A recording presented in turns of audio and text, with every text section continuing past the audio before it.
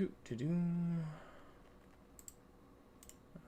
there we are. We should be all set. Hello, everyone, and welcome to the Geekus Theoreticus podcast.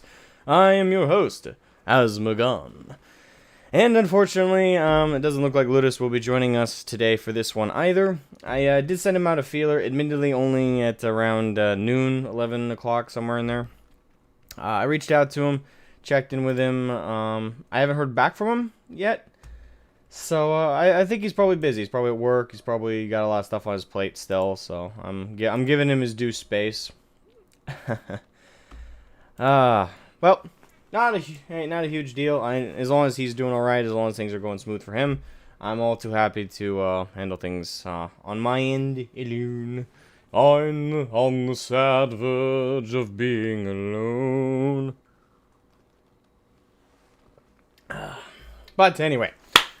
No, let's not last on our, I don't know, the say. I had a saying, but it just slipped right out of the brain. Brain fart! Anyway, Udasusium, welcome to the podcast. Hope you're doing well, my friend. We're at our official 30th episode today. As well, speaking about Winnie the Pooh's sweet abuse of power. Indeed. That brings us to our first topic for the day. The global version of Steam appears to be banned in China. Yeah, this is a pretty big deal. Alright, so I will say this. I'm not surprised. I'm not surprised in the least. I don't think anybody should be. Quite frankly, this is nothing new. This is nothing weird out of the blue. This is par for the course for China. They're a very, very communist state. Yes, I know people will technically argue, oh, they're not full communist. Yeah, sure. They have a very authoritarian way of dealing with things, and they've been targeting a lot of social stuff these days, like things that the general populace like, because they deem it corruptive or they deem it to go against their values, stuff like that. They're not very progressive, and this is nothing again new. This is all in a day normal for China. If anyone's surprised by this, you really need to be more aware of the world. But yes, the global version of Steam appears to be banned in China. Now, this I do need to stress, they are not fully banned. Valve Steam is not 100% banned. The global version is 100% banned. But there is an iteration of Steam available in China currently. It's basically Steam China edition. And the current edition, which, by the way, I am late to this topic. I will point that out. I'm not. This is about a 2-day-old topic now, but GT usually is kind of like a wrap-up thing for the end of the week anyway. With that being said, the Chinese version of Steam remains accessible in the country, and right here in this article, which currently offers a limited library of just 103 games, a very small fraction of the over 110,000 games that Steam Global has at this time of writing. Which, actually, I don't know why, I was expecting Steam to have more games than that. 110,000 sounds really small, but when I think about it, I have over like 400, 500 games in my Steam library alone. And that does actually feel like a lot when you have it, but I don't know. Sometimes when you think of Steam, you think of like every game nearly is on the platform. So your brain always like conjures up these bigger numbers. So when I saw that the official count, the official count of Steam games is over 110,000, I was actually surprised by that. I was like, wow, that's it? Like, I was thinking millions, but my over-exaggerative hyperbolic brain perspective aside, yes, that's right. The Chinese version only has 103 games, which, to credit The Verge with, and I don't like The Verge very much, but to credit them with something, they actually provide a list here. Yes, we are, Steam China. So in Steam China, they have what looks like Global Counter-Strike Offensive, Dota 2, Wallpaper Engine, of all things. That's not even a game. This is a utility for your desktop. They have more or less just, and quite a few Chinese produced games with like an anime art style. Undying. Yeah. Like, if you scroll through here, you're gonna notice that most of these games are Chinese produced anyway. Yeah, they really don't have any much. When I say much, they basically don't have any Western games outside of Dota 2 of all things. Dota 2 is okay, but by the looks of it, nothing else made in the West really was allowed through the Chinese, the CCP's filter here. Yeah, because you scroll through, most of these have these anime art styles, but are clearly Chinese produced, so they probably don't contain anything. What's the term? Don't contain any problematic ideology or problematic free thinking. So yeah, this is basically it for what the Chinese folks get to deal with. Meanwhile, the rest of us get to have the full library. Jesus Christ. Yeah, like I said, this is nothing surprising, but it is sad to see it, like, confirmed. Like, every one of us is not surprised to hear this. Again, I know I'm repeating this a lot, but I really want to stress that. If you are surprised, be more aware. Anyway, let me welcome the other people who are hopping in. Tang, welcome to the podcast today. How are you, my friend? The Steam got banned? Oh no, what shall we do? Nothing, really. And to be fair, if your reaction to this is, I don't care, I can't really blame you, because that's more or less my reaction as well. At the end of the day, this is, again, there's nothing we can do about it, and this is China. Like, they ban anything that they deem problematic towards their governmental rule, that encourages free thinking, that encourages anti-the-man sentiment. They ban anything related to that whatsoever, because they want to maintain their power. The CCP wants to maintain its power over its populace. China is the closest thing we have to a modern day authoritarian government that really is not shy about putting people into corrective corrective teaching camps and stuff, like the whole Mulan controversy and learning about that. Yeah, that's China, baby. It's depressing, I will say that, but at the end of the day, there's really nothing we can do. We just got to sit back with our popcorn and hope eventually the dumpster fire burns itself out. Welcome, Zom. I'm surprised China hasn't banned more stuff.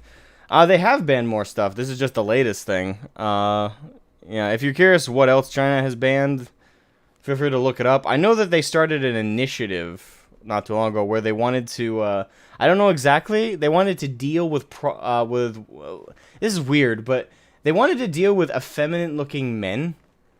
I don't know what came of that, but that was like some big announcement that they made. That the CCP had a problem with effeminate men, like boy band types. Like it was weird. I don't know if anything came of that, but that was like a thing, and everybody here in the West was like, "What the fuck are you talking about?" Oh, it's hard to keep track of the CCP sometimes. Sometimes it just feels like they want to ban something at random, even if it has no effect on their regime. Yokai, welcome to stream. The Steam China only exists so CCP doesn't make their own Steam. Wait, what?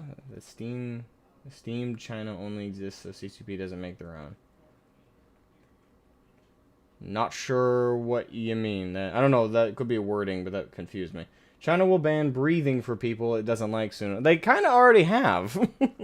We may not get a lot of reports of people getting killed in China for speaking out, but there are quite a few people who magically disappear in China. So, yeah, they already do that.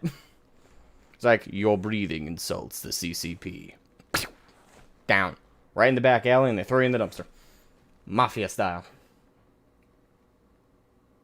Okay, oh, wait, I didn't finish reading your comment. Oh, it does that already, if you know where to look.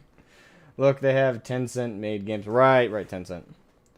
Hey, Carnth Corn, welcome to the podcast, my friend. Welcome. Zahila, welcome to the podcast. You're a first timer on the podcast that recently got brought. It doesn't stop motivated gamers in China, thankfully. Thank God, no. That is the thing. You can't, as much as the government in China is doing their absolute best to smother anything that speaks out against the ideology of which they propagate into their country. Thankfully, people as individuals can never truly 100% be silenced.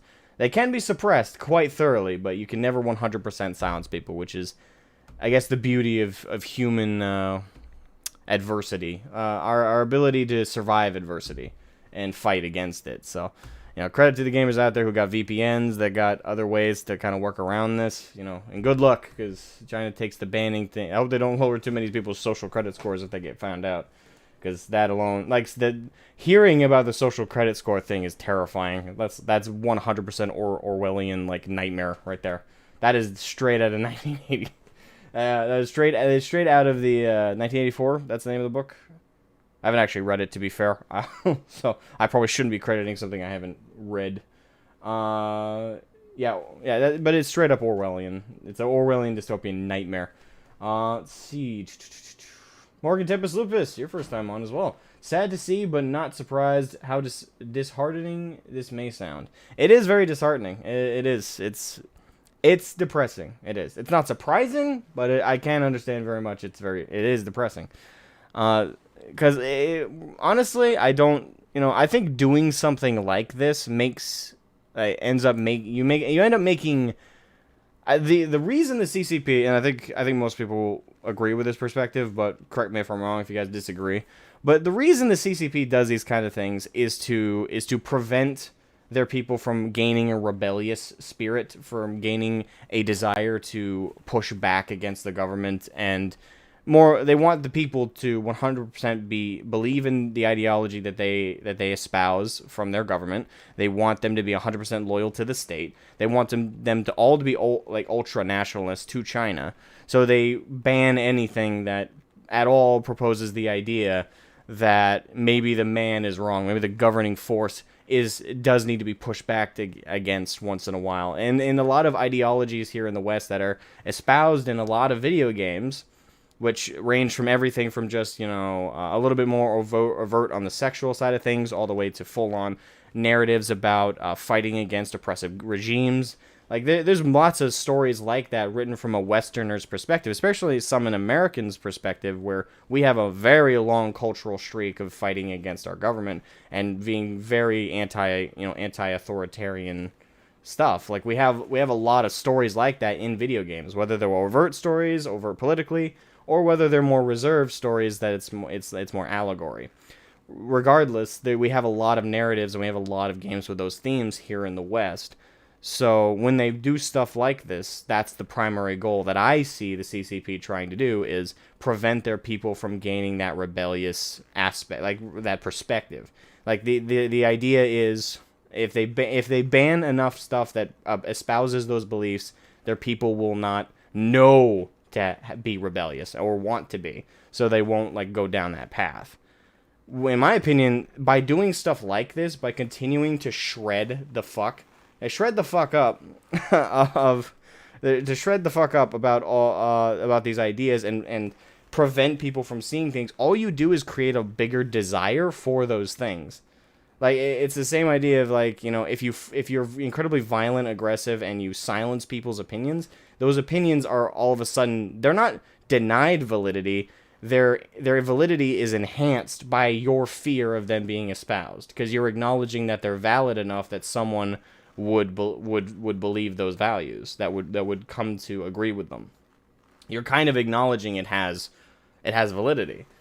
So I don't know. I think eventually all this super, all this red taping of everything in China, I hope, more or less. I don't know if I'm right about this, but I think and hope that one day it's going to backfire hard. The Chinese people are eventually just going to be no more of this, fuck this. And they're going to have a full-blown rebellion at some point. This stuff, only, authoritarian regimes that do stuff like this, and to be fair to China's authoritarian regime, they've been doing it a long time and have not had to deal with a rebellion, so maybe they got the perfect recipe for it. But I don't know, I think eventually people get fed up, and I'm hoping the Chinese people do get fed up with this kind of crap. Could be hopeful and wishful thinking, but I don't know. I'm throwing that out there. Hold on, let me scroll. You guys are commenting. Well, it's great to see a lot of interaction today, guys. Welcome to everybody joining the podcast. All right, let me catch up with your comments on this topic, and then we'll move on to topic number 2, because I've more or less said my take on this. I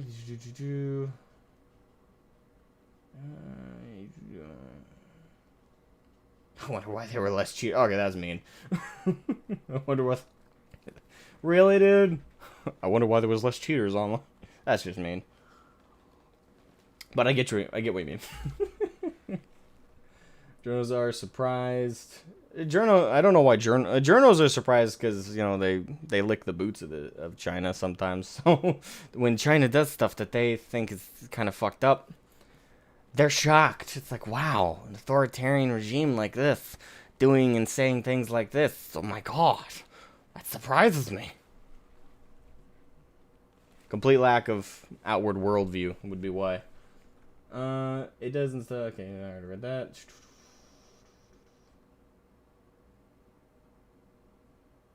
Surprised it took so long. Yeah, that would be my surprise that this didn't happen earlier. I'm trying to read really fast. That way we can get back to the next topic. Censure in China is web novels because they're too hidden. And hopefully those are getting popular there. Banning boy bans is pretty based. Is that such a surprise that China would ban? No, that's the thing. I've said several times that none of this isn't surprising at all. Like, I'm not surprised by this. I just find it depressing.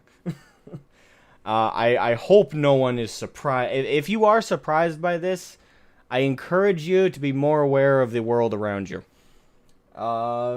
If you know anything about the Chinese government, know anything about the CCP, you know this is par for the course for their general bullshit. They're very censorious, and they don't like the people having differing perspectives other than just ultra nationalism to the government and to the state of China.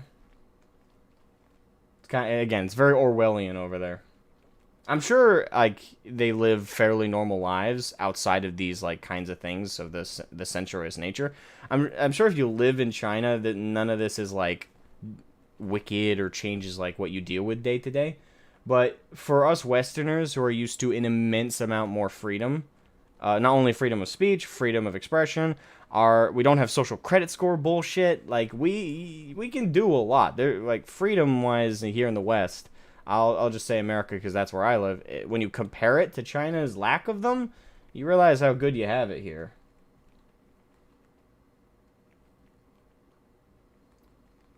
They want to no.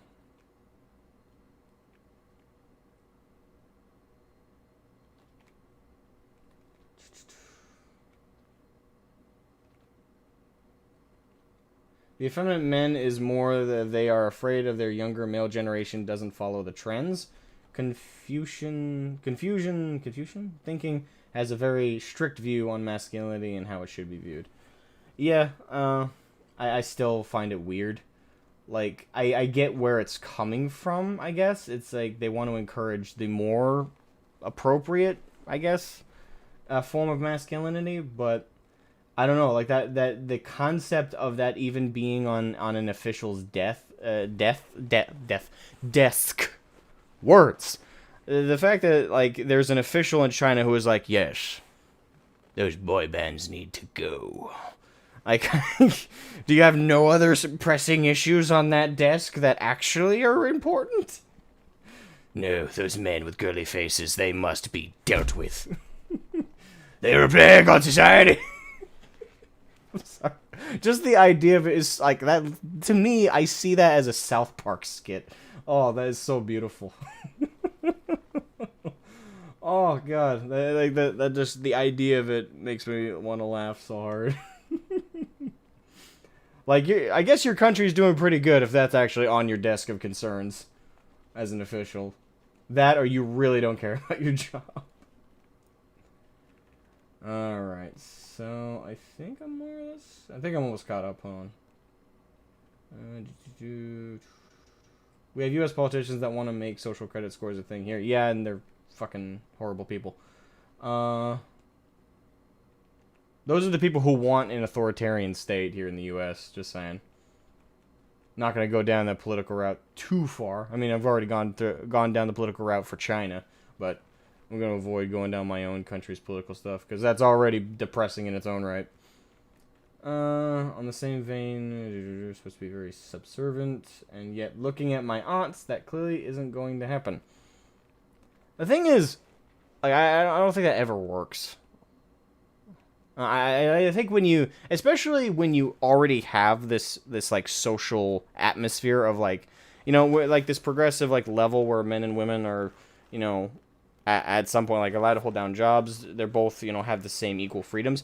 Trying to revert back to a more like, what would the term be? The more colonial area? No, not necessarily colonial era. The more archaic era of like, women have this pre-designed role and men have this pre-designed role and they have to do them. If they don't, they are to be dealt with. Like, I think once you've crossed the line, like once you've crossed that progressive line, which is a good line by the way to cross, that's a line you want to be over. Once you've gone over it and you have those equal rights, you have those equal states, authoritarian regimes like this are never going to succeed at like reverting back. It's like you allowed, you allowed people to be free enough to have this level of space. Now, good luck trying to revert back. Good luck. Once people got that taste, it's like an addiction. Freedom is one hell of an addictive drug. For good reason.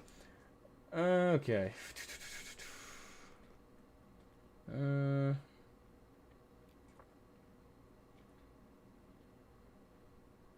Okay, Rat Prophet, welcome to the podcast, my friend. Your social credit has been reduced to 0 or below. Head to your local police department for immediate termination. That's quoted, so thing is, I wouldn't be surprised if like on their phone like they'd piss the government off that much that they would genuinely say that crap. All right, I'm loving the engagement from you guys today. There's a lot of you in here. I'm loving it. It's so beautiful to see everybody here today.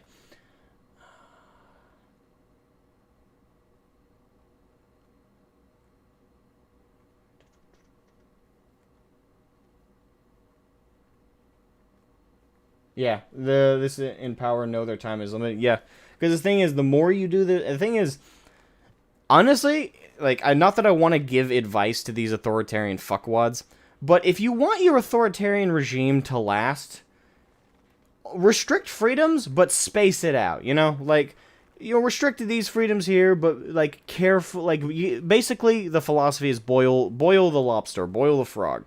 If you throw a frog in scalding hot water, it's gonna hop the fuck out. It's not gonna like it. It's like, hey, you must adhere to my decision, and this really rigid system. No, people are gonna rebel against that. But if you slowly work it in, at first you just call it social programs, making sure the people are genuine. Like you do this like BS, like soft spoken crap. You slowly boil the frog. Your authoritarian regime will not only last a long-ass time, but you'll actually succeed in implementing these crazy programs. It's when they do sharp, like, jagged turns like this that the frog is starting to realize they're getting boiled. And people get fucking sick of it. Again, not that I want to give advice to the authoritarian regimes. Alright, I'm almost caught up. Jesus Christ. Anime is full of effeminate boys too. They should ban those Chinese anime games as well. They might. I know I didn't look at many of the games. Just glancing at a couple of them, they looked like dating kind of sims. But I'd have to actually open them up, and I'm not going to do that. You have an eye for history. Yeah. I'm fairly certain. Especially these days, whether they're actually paying attention to the history or not is debatable. But there's a lot more people looking at history these days. They are playing, but boy bands are terrible. I guess like I can kind of understand not liking boy bands, but at the same time, they have a right to exist.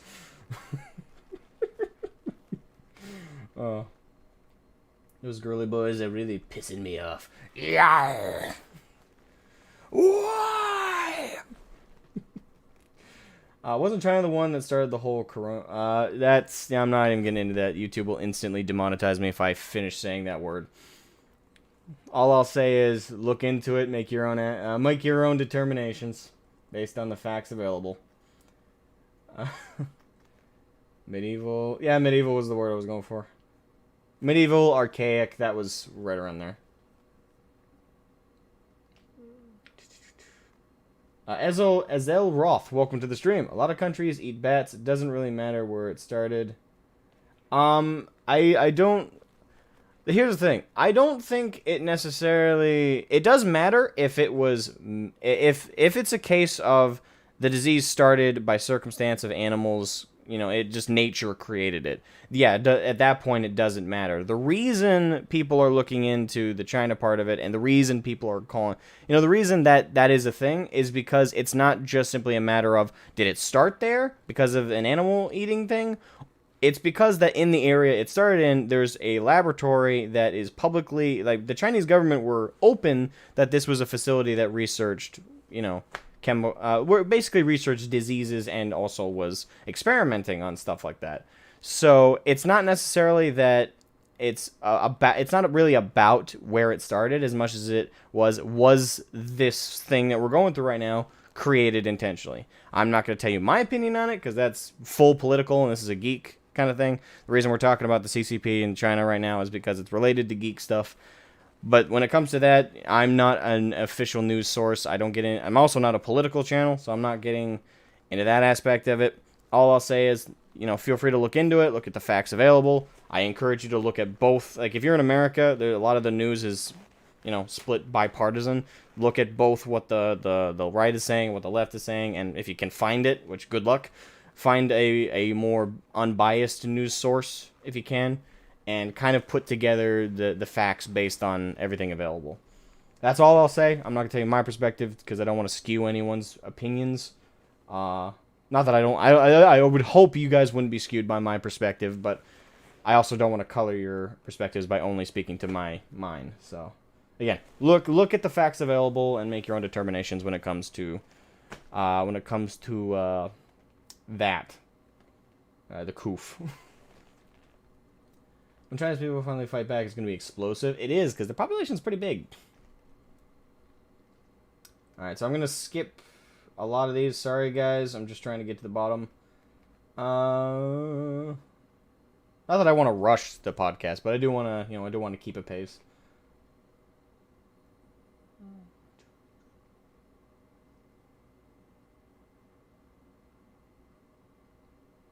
So why is China banning Steam? Well, give me a hug. This, we've already talked about this. I guess I'll say it one more time. I guess is a good wrap up before we move on to the next topic. But the reason China bans these things and the reason they ban way more than just video game related stuff is because the CCP, which is the Chinese government, more or less, they don't want free thinking. They also don't want people to be exposed. They don't want their people exposed to free thinking ideas. They don't want them exposed to anti-nationalist sentiment. They don't want them exposed to anything that can threaten the CCP's authoritarian power over their country. So they ban things like Steam, which has a lot of games with narratives in them that might be anti-authoritarian, that might be anti-nationalism, that may be more neutral than that. Anything that can even remotely threaten their power, even on the most micro scale, like a video game's narrative being about an authoritarian regime that needs to be defeated because of its authoritarian policies, even something like that needs to be suppressed. Otherwise, they feel threatened, and they feel that their own people will turn on them because, well, they're suppressing their freedoms. So, yeah. The gist of it is the reason there's banning all this stuff on Steam is the CCP will claim it's because they're trying to protect the children. They're trying to prevent people from seeing horrible things made in the West. But in reality, that's not the truth. The truth is they just don't want they don't want anyone of any age group exposed to free-thinking ideas. They don't want them exposed to that perspective. They don't want them to know that there's a different way of life other than their Orwellian nightmare that they live in, where you have a social credit score that the government determines what you can and can't have. You can't say anything against the government or you magically disappear. All these kinds of things in China you're not allowed to do because the CCP wants 100% power, and the only way to maintain power in authoritarian regimes like that is suppress narratives, suppress anything that can remotely lead to the domino effect of the people standing up against the government's, quite frankly, bullshit policies. That's the gist of it, and that's why Steam, the global version of Steam, is getting banned. Because, well, that. So it's to be honest, I'm surprised you're asking that, because this is the same. Well, the reason they're banning Steam, global Steam, is the same reason China bans everything else. They ban anything that can, even on a microcosm, threaten the idea of ultranationalism for China, and threaten, that can spread that ideology of wanting more freedom and wanting to not be suppressed and controlled by your government like a little rat in a cage. Anything like that makes them look bad, so they suppress it. Of course, that's just my opinion, folks, but I'd say it's fairly fact. Right, so I think that's fair enough to move on to the next topic.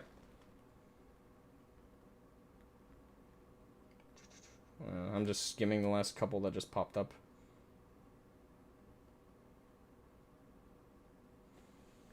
Games with blood are banned in China. Yes, again, another reason of we're trying to protect the children, man. So anything that's violent or has violence in it is also banned. Again, they ban stuff for the reasons I just mentioned, and to help kind of camouflage that. They also ban anything that could be skewed as, bad for the children. Again, it's all part of that scheme. Anyway, now we're ready to move on to the next topic. Alright, the next topic is way less heavy, especially with the whole Orwellian themes and the kind of scary nature of China as it is over there. We have The Matrix Resurrections, and this is pure geekdom, thank God. Don't want to have to weigh down everybody's day with the whole Steam banning thing. But The Matrix Resurrections opens almost 50% lower than expected at the box office. So essentially, it's flopping at the box office right now. At least in terms of what Hollywood would consider. When you're... a flop, usually, for movies, especially an opening weekend kind of box office, is usually considered to be... At least from what I've seen in my history of watching movies at the theater and seeing, what articles like this have, labeled as flops. It's usually if it makes 25 to 30% less than predicted, both international and local box offices. If either or both are making less than 25 to 30% of what they predicted to make at the box office, that's considered a flop. So what Matrix Resurrections getting 50% lower than what they expected, yeah, that's pretty solidly in the category of a film flop at the box office. Alright, so this is probably the shortest article, so I'll just read the whole thing, whereas the other one, the most important thing was right up here. The rest of it was more or less just the article's perspective. But with this one, the highest grossing HBO Max hybrid release of the year remains Godzilla vs. Kong, which was helped towards a robust $467 million tally by a strong showing in China. See? Great segue. I probably should have done that segue. After that comes Denis Villeneuve. His name, Villeneuve. Villeneuve's Dune with $393 million, but things really start to taper off the further you work your way down the list. The Conjuring, The Devil Made Me Do It, is the only one of the studio's hybrid releases to have even crossed $200 million globally this year, with big-budget blockbusters The Suicide Squad and Space Jam: A New Legacy flopping hard despite decent opening weekends by the same. I did actually go and see Space Jam: A New Legacy. It was terrible. As someone who grew up with the VHS version of the original Space Jam. I watched it, I was like, no, I left, I'm not even joking, not exaggerating, I left during the third act. I have not seen the full movie. I went to go see it, though. I only watched 2/3 of the film, and then I fucking bailed. I fucking left. That movie, it's not the worst movie I've ever seen, it's just, with the movie that I grew up with and my expectations for that film, I was just downright, I was like, nah, I have to leave. Like, this is a waste of my time, and I'd like to go home. So I left and went home. That was such a bad movie. Flopping hard despite decent opening weekends by the standards of the time. The standards have been pretty low, but to also be fair to the film industry, that's partly due to the pandemic we had. A lot of people are still kind of paranoid about going out into cramped places like movie theaters. I don't know why they are still, like as someone who's had COVID, like my whole family had COVID. Like I was AWOL from this channel for 14 days recently because I had COVID. I know it's controversial to say this, but COVID's not that bad. Like, I know that each people, like, whenever someone says that, the first response is usually, well, everyone handles it differently. And my family was a great example. My mom got COVID, 50 years old, doesn't have the best lung capacity. She got sick. She was bedridden for 4 days, got up, started doing the dishes the 5th day. And by day 6, she had her taste buds and her sense of smell back. She tanked COVID in just 5 days. She fucking crushed it. My dad and me both. My dad had it before she did, and he had it way after she had recovered. I had it longer than both of them. I'm the youngest and technically healthiest in the family. I had it the longest, and I had it the worst. Because I couldn't keep any food down. I was dehydrated. I had to go to the hospital pretty much twice because I needed medicine to help me keep anything down in my stomach. I had the worst. I had the worst symptoms. And as someone in my family sample size who had it the worst, it's not that bad. I'm sorry. I know it's controversial to say that COVID is not that bad. I'm not trying to demean the people who've died from it. I'm not trying to demean the disease at all. But what I am saying is I think people are a little paranoid. Like if you're immunocompromised and you have asthma, if you have difficulty breathing, yes, do what you can to avoid getting sick. And when you do get sick, get medicine to treat it. And if you deem it your best decision for your health, get the vaccine, get the booster shot, get whatever you feel is necessary for your health to protect you. But to the average healthy person, I think you'll be fine. It's not. It's basically like getting the flu.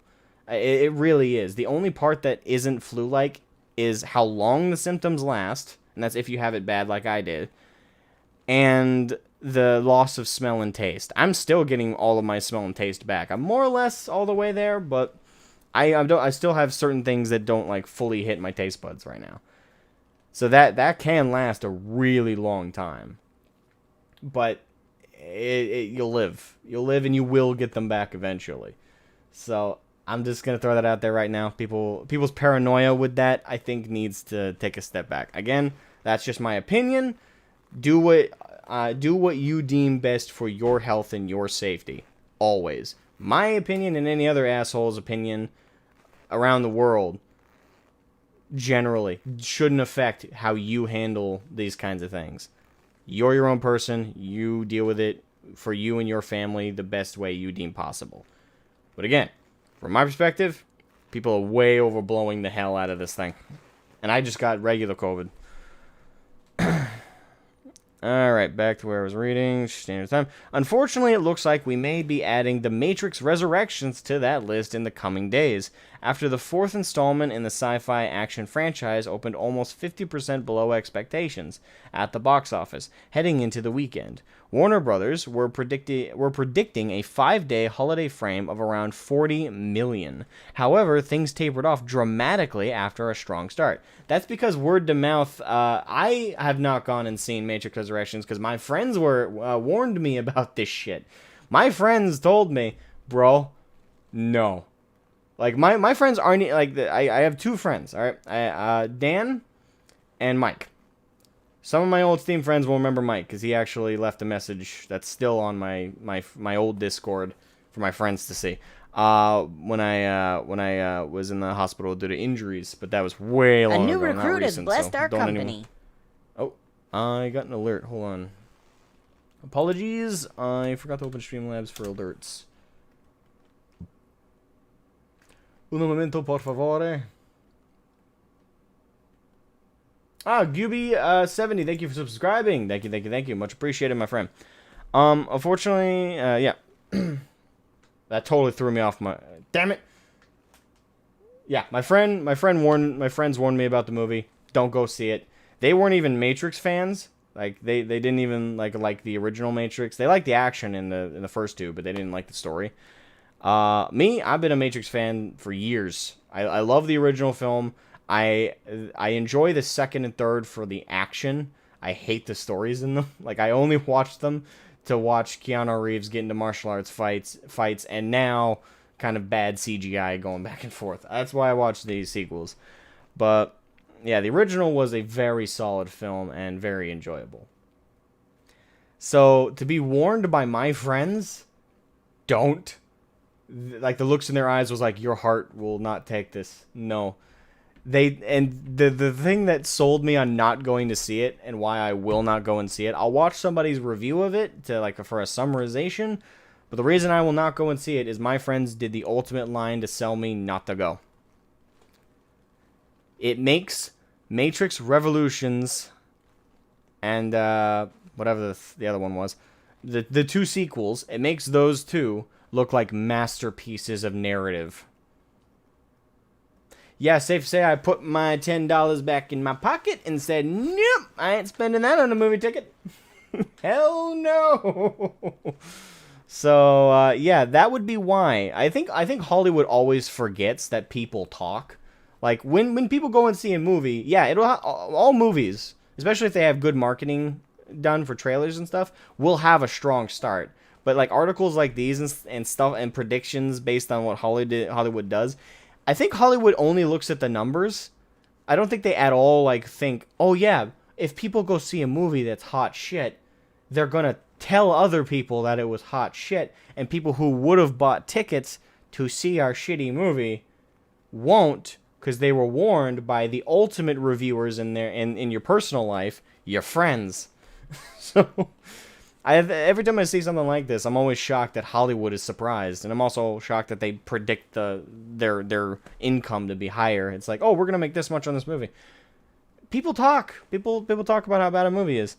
It looks like maybe adding The Matrix Resurrections to that list in the coming days, after the fourth installment in the sci-fi action franchise opened almost 50% below expectations at the box office. With their initial expectations be 40 million, that means, yeah, right here, disappointing 22 million. So just above 50%. Their prediction was hit, which is pretty bad. Like, when you're like, oh, we're gonna be here. No, you're here. Well, shit. Yeah, that could be pretty bad. It's one thing to be slightly off with your prediction. It's another to be way overshot it. You doubled the shot. In the weekend, Warner Bros. Were predicting a 5-day holiday frame of 40 million. However, things tapered off dramatically after a strong start, with Resurrections ultimately topping out with a very disappointing 22 million instead. Everything got caught in the slipstream of Spider-Man: No Way Home. Now, I know that's going to be that is a major that is something to acknowledge. I will say that is something to acknowledge, and to be fair to the Matrix and to the Matrix team. That's probably the biggest reason, because word of mouth, I think, usually affects a film like this, even if it's bad, down more like, it probably would have dropped them a whole 10 million, but they still would have been around 30 million, 31 million maybe. I think the other factor that really hurt The Matrix Resurrections is the hype and the excitement and the people going to rewatch and watch Spider-Man No Way Home, because, yeah, I want to go see it, and I still haven't, but things like that is fair to acknowledge. Do I think that's the biggest reason no one has gone to see? Like, there's been they're down 50%. No, in my opinion, probably the biggest reason that they're getting hit this hard is because people are reviewing Matrix Resurrections as dog shit. Like, people are really slamming this movie as crap. So it's being very poorly received. I think that's the real reason. But Hollywood's always going to use these kinds of excuses. Like, they're gonna take, like, it's because this other film was way more popular and that stole all the people who would have gone and seen my movie. Last I checked, people can watch more than one movie. Like, yeah, probably not the same exact night, but within the same weekend. Like, my friends always, like, every weekend, they go out to the movies, they go out and get drunk at a bar, I'm left out of a lot of activities with my friends. which makes me rethink calling them friends. Well, that and I work on videos. I do a lot of stuff, on the back end that causes them to, not call me in as much. Anyway, my personal stuff aside, they go and see movies all the time. And I know that they saw Matrix Resurrections, and they also recently saw Spider-Man No Way Home. So it's not like people only can choose one or the other. You have options. Yeah, but that can be used an excuse when Sing 2 fared very well. Yeah, exactly. So even the article, I think I like the person who wrote this, but that can't be used as an excuse when Sing 2 fared very well. Sing 2 fared well, and fucking Matrix Resurrections hit half of its expectation. Nathan, welcome to the podcast, my friend. How are you doing? Thank you for the super chat, man. Thank you. Off topic, but that jacket suits you. I know, I'm a sexy son of a bitch.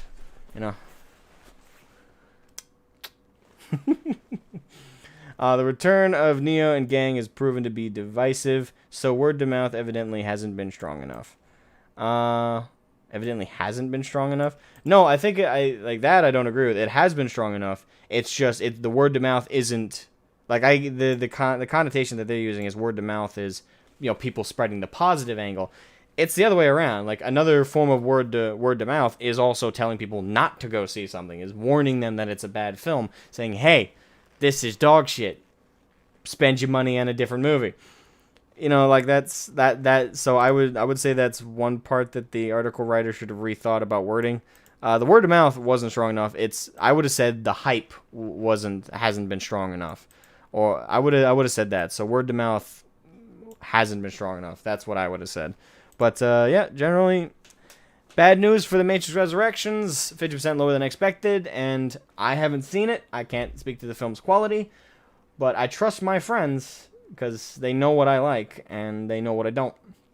And for them to stress to me that Matrix Resurrections makes the other the sequels of the original Matrix look good in the writing department, yeah, I'm good, fam. I'm good. And I don't even feel bad for Keanu because Keanu Reeves in particular has had so many major Hollywood hits lately. He's been in so many fun projects. He's clearly enjoying his time in Hollywood right now. He's doing a lot more. I don't feel bad for Keanu. I think this is just a drop in the bucket, and in a way it's kind of fitting. Because Matrix is the reason a lot of people thought that Keanu Reeves couldn't act. So in a way it's poetically, in a sad way, poetically fitting that it's the only movie he's done recently that's kind of flopped. But I think this won't hurt him. I think people are just gonna be like, yeah, they're not gonna think, oh yeah, Keanu Reeves is Neo. No, most people now think John Wick when they think Keanu Reeves, so I don't think he'll be hurt by this. The actress who played Trinity, I can't remember her name, I feel bad about that, but I don't think she'll be hurt by it either. I know she was in a TV show that was pretty popular a year back. I don't know if that's still ongoing or if she has any other projects going, but I think she'll be fine as well. I think most of the actors will be fine from this flop. Yeah, I think it'll be fine.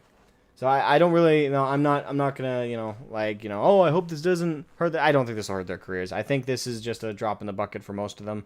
And yeah, I'm hoping most of them kind of predicted that bringing back The Matrix was already an uphill battle, and I'm assuming they read the script, so they probably know that it had a few issues at least.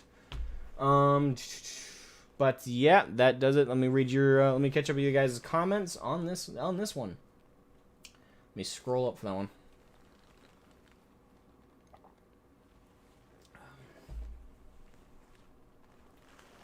Well, I'm trying to scroll up to the beginning when we started talking about it. So Matrix 4 is a flop. Can't imagine why. I mean, it is not like writing in the modern day is a horrible. Yeah, the thing is, I know that the Act Man recently, great YouTuber by the way. I know that he at least, I don't know if someone else coined it, but I know that I saw the coining of this for him, so I'll credit him with it, unless someone corrects me. But he coined the modern gaming. I think we really should make that same meme for film and TV. Modern film. Modern movies. Modern Hollywood. Honestly, the whole modern bullshit is the biggest problem. There's There's so many people in Hollywood right now that have high up positions in writing staffs, in artwork, in direction, all because of nepotism, reputation, or because that they have the right political opinions on Twitter. And that's the biggest problem. We're not putting creative people in the creative positions. We're not putting talented directors in the director's chair. We're not putting talented actors. Oh, we are sometimes, but generally we're also putting non-talented actors in major starring roles. And they're all and the writing teams. The writing teams is the biggest problem. In my opinion, the animation teams in films are spot on lately, especially for like Disney-based films, whether it's like Pixar or something like Star Wars. One thing I will credit the Star Wars sequel trilogy with, and I know it's blasphemy to give them any kind of credit at all, but to be fair to them, the one thing I will credit the sequels with is pretty solid like effects and animation for the most part. Like there was some things I critiqued about it that I thought they like. But it was more about the narrative around it, more than, like the narrative of those films is the real problem. But the animations, the teams that did that stuff are on point these days. But it's the writing teams that are fucking our entertainment so hard. They're fucking it hard with no lube, with an acidic laced condom. Okay, it's just horrendous. That's probably going to be demonetized, but it felt the most appropriate, so fuck it. Donate to me, please. No, I'm fine. But do leave a like on the podcast if you're enjoying it so far. Anyway, yeah, like it's just the writing department. Like Hollywood is so fucked right now. They're so fucked right now. Right. That hurts. It was boring, predictable, and I almost fell asleep. Yeah, I guess. I've not seen it. That sounds about right. Was it just that, or was it a little bit worse? I don't care if you spoil me. If anyone else here is afraid of spoilers and actually intends to see it, be warned. I'm not. I don't care about them personally. And surely the series hasn't run its course. I kind of think it has. I mean, the sequels were as bad as they were. They at least had an enclosed narrative that I felt ended fine. Like the narrative sucked in my opinion after one, but at the very least, it ended. It did have a rounded story with a conclusion. I felt like Matrix was fine to leave as a little monument to like the late 90s, early 2000s. It's a hallmark of that time. For animation, for experimental storytelling, for a lot of things that Matrix, the original Matrix and its sequels kind of pirated in certain ways about those films. I'd say it was a hallmark of the late 90s, early 2000s. Like I feel like we could have left Matrix there and would have been fine. I don't know why Hollywood has to bring everything back from the dead. Like some things, the term rest in peace really should be respected, even in films. Like, this film was wrapped up. We can move on. But yeah, I think it's run its course. New Matrix achieved what we all knew, a smoldering crater. Yeah. Like, the same kind of crater produced when Goku first went Super Saiyan. Whoa. Just a crater right beneath. I don't know why I'm using that example. It just popped in my head. Pop goes the weasel. Right. Hello, Leviathan Dreadnought, the great Knight Draven. Welcome to the stream.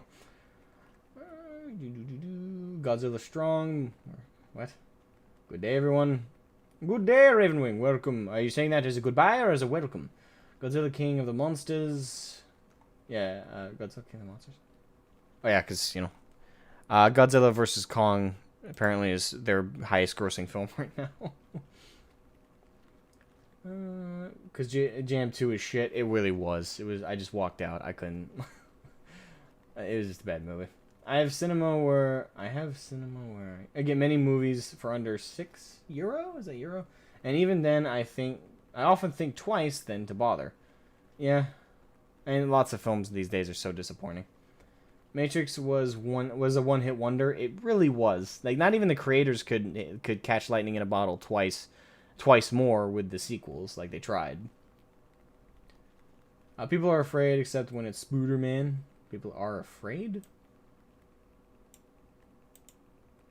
Well, can you clarify what you mean by afraid? Has a very specific connotation to it. I got COVID, and after I got well, opened a bottle of... I want to celebrate. I love the cheek. Well, I'm okay. You know, call it good. Brost.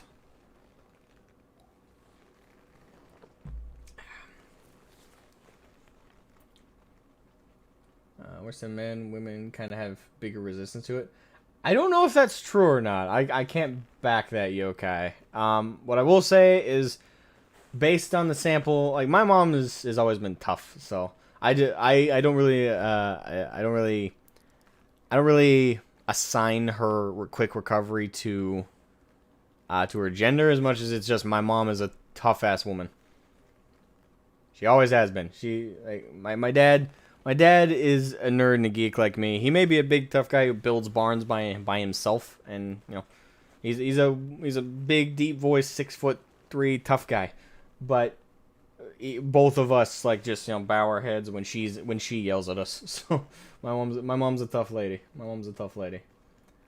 A little paranoid is a gross understatement. There's something really fishy about this thing. Oh, we're still on this. Will manipulate them. Again, I'm not gonna get into the topic. I have my opinions about it, but that's like full political. And I will say again, do your own research, look at both sides, ascertain your own perspective based on the evidence available and based on trusted news sources for yourself. Come to the conclusions you will. I always encourage people to go that extra mile, to look into things and come to their own conclusion. I'll leave it at that. Like when it comes to the Koof. Your friends warned you about the movie? Yes. They warned me. There is no better... Oh, we got a super chat. Let me scroll down. Oh god. I have to read it. It's a super chat. The Koof was clearly made by Todd Howard. Hey, Guilty Hungry. What's up, man? Welcome, Greg. How you doing? Howard, it's the same overall thing, but Jesus Christ, there are so many versions. It's getting annoying. I'm sorry, like that vision. Like, first of all, thank you for the super chat. Thank you for the generosity, man. Much appreciated. But the image of that is so beautiful. Cause. Like the image of that is just so glorious. It's just instead of Skyrim, it's the Koof. It's like. Well, we have 16 times the detail in this latest version of the Koof. Please pick it up at your local disease factory here. 16 times the details, 16 times the contagion.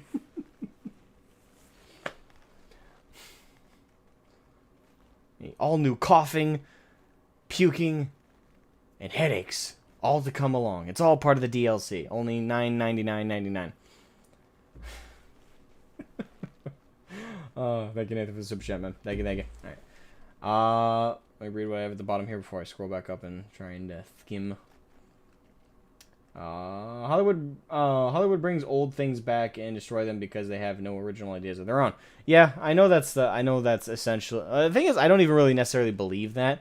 It's not that Hollywood doesn't have any new ideas. It's that they're too cowardly to implement them.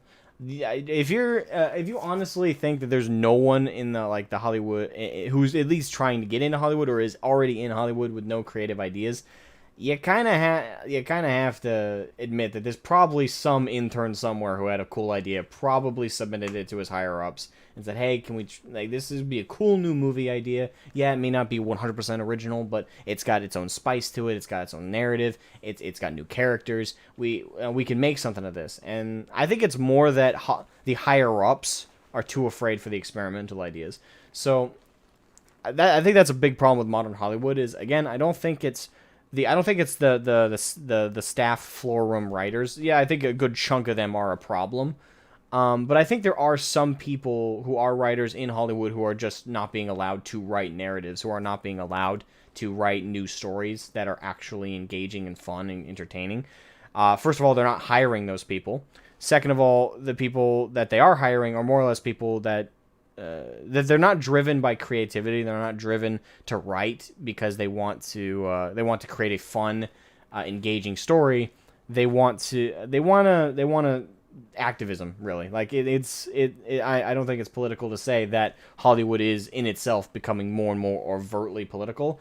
A lot of our films, a lot of our movies, a lot of the recent stuff that has come out is most of them are getting to this point where they might as well just have a 15-minute runtime of some guy sitting in front of the camera telling you what you should believe politically and what you should believe like what you should believe, essentially. Like, at this point, they might as well, with how unashamedly overt some of the I call it propaganda, and I think that's what it is. Like, at the end of the day, a lot of Hollywood writing is propaganda now. It's all political propaganda.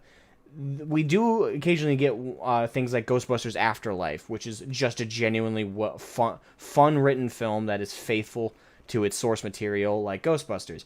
Ghostbusters Afterlife, 100%. If you're a Ghostbusters fan, go watch that. You will cry at the end, because I fucking did. It was such a good movie. Yeah, it's got some issues here and there, but I call them nitpicks, honestly, because it's just a good film. We get movies like those with people who are writing it, who are people who are directing it, who give a shit.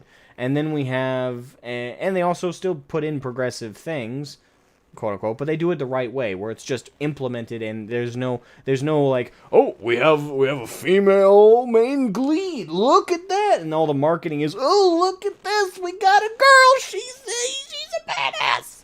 No, it's just, yeah, the lead's a girl, so what? Let's move on. You know, like it's not, and the narrative isn't written about how all the male characters around her are completely incompetent. Like that kind of writing is what we're getting more often. But when we get like, that's the right way to implement like progressive ideas and stuff like that, is just implement them. Don't make a big deal. Don't stress. Don't use it as a selling point. Just leave it on the table. You know, just down. Leave it. You know, you don't need to spray paint it, highlight it. You don't need to put a camera like less than 3 inches from it. You know, you don't need to do that crap, because the moment you do that, that's all it becomes about, when it should be about the overarching narrative. It should be about the story. It should be about an antagonist, a hero. It should have a story and narrative. That should be the focus. And the gender, race, or sexual orientation of the main character should not fucking matter whatsoever. Like, it can be a thing. Like, yeah, have a female lead, have a trans lead, have a gay lead, fine. But don't stress about it. Don't use it as a marketing and don't tell your writers to make basically the whole film about that thing, like you're fighting some kind of big social battle. Just do it. Just throw it in. Like, that's all you need to do. And Hollywood doesn't seem to understand that that's true progressivism. That's the correct way to implement progressive ideas. That's the true way to implement any idea, not just progressive ones, but anything. Just matter of fact. And that normalizes it, which is the goal, isn't it? When you are asking for a fight, you are asking for a well, you're not even really asking debate. You're asking for people to hate your film when you make a huge portion of it about some political or socio-political bullshit. Just make fun stories, and if you want to push, you know, progressive ideas, just throw them in there. You don't need to highlight them. People will come to their own determinations based on the rest of the quality of the film, on whether or not that was implemented well or not. But just implement it. Just do it. That's all you gotta do. Don't shove it down people's throats, because they inherently will fight back against it. Just present it to them, and if they choose to eat, they eat. If they don't, shake their hand, thank them for considering, and then, you know, escort them out. Be an adult, essentially, is what I'm saying. Like, it's just sorry, that's been bothering me about Hollywood a lot lately. It's just, that's a big part of like their modern writing. It's just so annoying. Matrix 4, easy cash grab, as far as I heard. Matrix was my go-to movie when I was a teenager. Saw the first one 15 times. I watched the first one way more than that over the years. The first one was made the year I was born, so yeah, my family's always had the movie, and I watched it like growing up. We didn't have TV, we didn't have like cable and stuff for a long time, so we just rewatched like VHSs, DVDs, stuff like that. And Matrix is one of those films that I had that as a kid enraptured me because of the action, and as I aged and continued to watch it, I found the ideas it presented kind of fascinating. The sequels I only still like for the action, but still, yeah, just hallmark of the time. Hallmark of the time. Father Nurgle is very pleased with this world. Lately, definitely. Arguably, Hollywood has always been USA's propaganda machine. True, that is something to acknowledge, is it's always been used to spread political messaging, but not always in its core. Like the way Hollywood, specifically with film, like with entertainment of film, the way it implemented stuff at times, like if you're talking about like the 1940s, how they had those commercials that would run before the film that would be about like, you know, the war or stuff that's going on like that. I don't really count that because yes, that was there. Yes, they used it to spread message and to try and recruit people. Like yes, it was used as that engine, but the actual film, the actual things that we watched didn't have this what we have now, which is just this ugly level of overt politics that just keep getting shoved in people's throats for little to no reason, other than they just want you to think like they think. And it gets aggravating as hell. Like right now, I would argue what we have right now is the most propaganda-based writing that we've ever had for Hollywood. Now, it's not like every single film is just like trying to shove a message. Like as much as I don't like a lot of the films lately, I gotta credit the MCU that the worst it got was with Brie Larson in the Captain Marvel film. Like that's the worst it got for that main series of films. And even then, the film itself doesn't really have that much of like what we see a lot lately, which is this overt political propaganda. It was more like the news around it did. The interviews with Brie Larson and stuff like that have become legendarily memed now.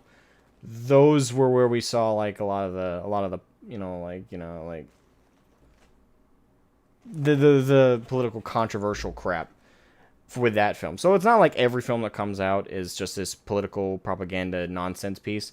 It's just there's enough of them now where it's gotten old, and it's gotten to this point where everyone, to a degree, expects it. Like we expect movies to come with a political message, with a message that's not hidden in subtext. Well, not even hidden. Not just placed in subtext. It's not placed. It's everything's just overt. Like it's Hollywood lost its ability to be subtle a long time ago. Like a long time ago. If you ever want the perfect recipe to present your political perspective, look at old school Star Trek. That's always the example I give everybody. Because Star Trek is incredibly left-leaning. It's incredibly political at times. But if you want to know how to present your perspective and your ideas fairly, and not be like, hey, you have to think like I think, but more like, hey, this is what I think. Perhaps step in my shoes and I can step in yours. You know, here's an issue. I present the issue. One perspective, there are multiple perspectives to have on it. I encourage dialogue. That's what old school Trek used to do. It presented an idea, it presented an issue, and encouraged people to think about it, and encouraged people to talk about it. It encouraged the populace to think, and to converse, and to have a dialogue. It wasn't about like actually telling you what to think. It was encouraging you to think about it, to have an opinion. That was it. That's how progressive politics used to be pushed. Now it's just women are strong. If you don't like the film and we have strong female lead, you sexist. Oh, our main character's black. If you don't like the film, you're racist. Even if our writing is terrible, it's clearly because of the main lead. That's what it's become now. The maturity of the people who wrote Trek back in the day, the Deep Space Nine, even Voyager, as much as people don't like that one. I like Voyager. But even Voyager, Star Trek Enterprise, when that came out, TNG, hell, even the original presented issues and encouraged people to think about them. It didn't tell them what to think. Now, that's the problem with modern Hollywood and modern writing. It's now, you think this, or you bad. That's the difference between propaganda and presenting an issue. Or presenting an idea.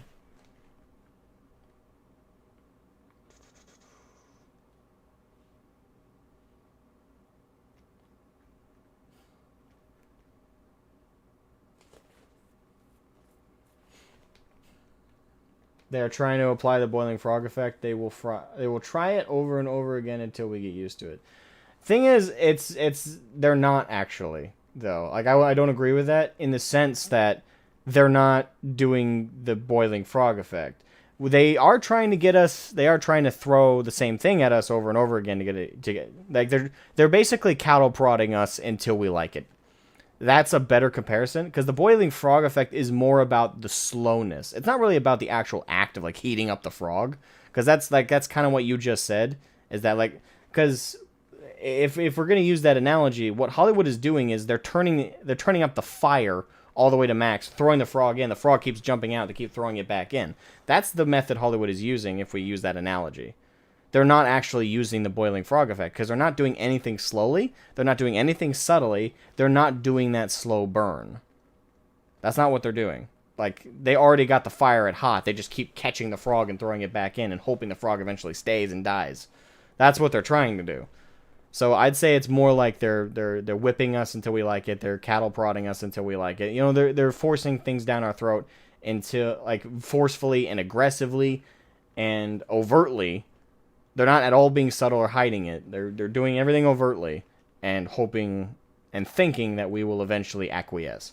When in fact, when you do those things, you don't create an ally and people who agree with you when you do that. You create enemies by doing that. You create the people you are claiming you're fighting against when you do those things. So they're making their own boogeyman as we speak. I also hate how those Hollywood people insult the fans and customers. It's just rude, disgusting behavior. It is. It's also immature, and it's just downright insane, like when you think about it. Because they're looking at the people who pay their salaries, that pay their employers, their employees, that pad their cash and give them the money to live such extravagant lives. They're looking at those people and saying, fuck you. Like, I guess it's what happens when you are so well off and so comfortable, and so I think also a big part of like why celebrities in particular as individuals are pushing this shit. It's not just like Hollywood directors and writers, but also the actors themselves are kind of pushing these in the narratives and stuff. I think a lot of that stems from the fact that they know subconsciously they're doing nothing for society.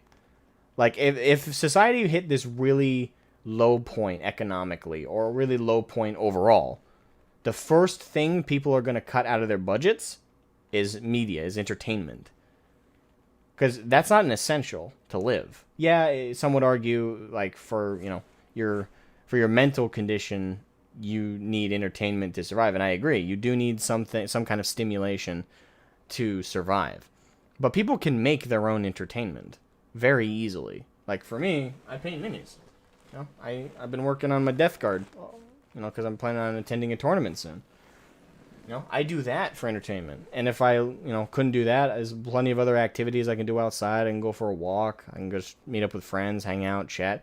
I don't need to watch. These days, I don't watch very many movies. Like, if I get a chance to go to the movies, it's rare. It's incredibly rare. I only pay for one streaming service. That's Hulu. And that's mainly because Hulu has like one or two shows that other platforms don't that I enjoy. And even then, if I start hitting low points in my budget, I immediately drop Hulu right off the list. I can survive without it. Like they are providing a non-necessity. So the first thing that goes when people hit hard times, especially if they have no loyalty to the product of their entertainment, the first thing that goes is Hollywood. First thing that goes is entertainment. And these big time actors with these big mansions know that.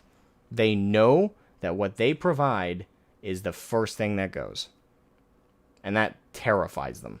So they feel like they need to And because they realize their insignificance, despite the mansion, despite people left and right wanting autographs on their boobs and shit, despite this extravagance, they know they are the first to go. They know they provide nothing of real value, nothing of tangible value.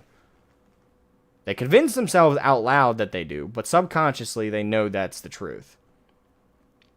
So, to counterbalance that, they themselves, not the character, well, they try and shove it down characters' throats too, but they themselves as an actor constantly go on Twitter, they go on YouTube, they go on platforms like this, they go in front of audiences, and they make these grand, extravagant, circle jerk statements about political stuff, and they want to feel like they're making a difference. They want to feel like they're providing for society because they really don't. All that money, all that glamour doesn't change the fact that you are adding nothing of value to society. Some people will call it valuable, but what's the first thing that goes when you're on a tight budget? Streaming services. So, just saying, that's a big reason why we see that attitude from actors. It's part of it is self-recognition of their fucking problems. Nope. Chat got past me. Problem lies in that they're forcing their square beliefs into a narrative that cannot be made to accommodate their ideas without being wrecked, which is exactly what we see. Yeah. Everything is political now, my dudes. That is what they say anyway. It's what they believe. And to a degree, I agree with the idea that there are political elements to everything. However, what I will counteract with that is when the most of the time when you hear that counteraction from these types is like, oh, everything's political. When they always say that in response to us when we say we don't want politics in gaming, we don't want politics in our superhero films. We don't want politics in these things.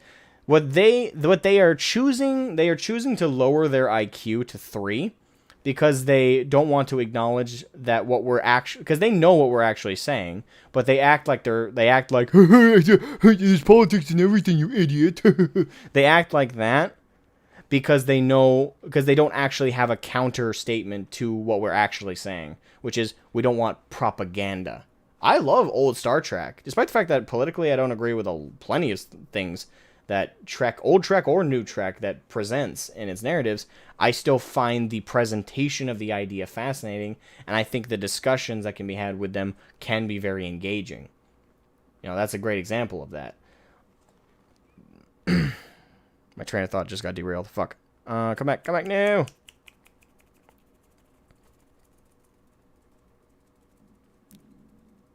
Ah, crap. It's out the way. No!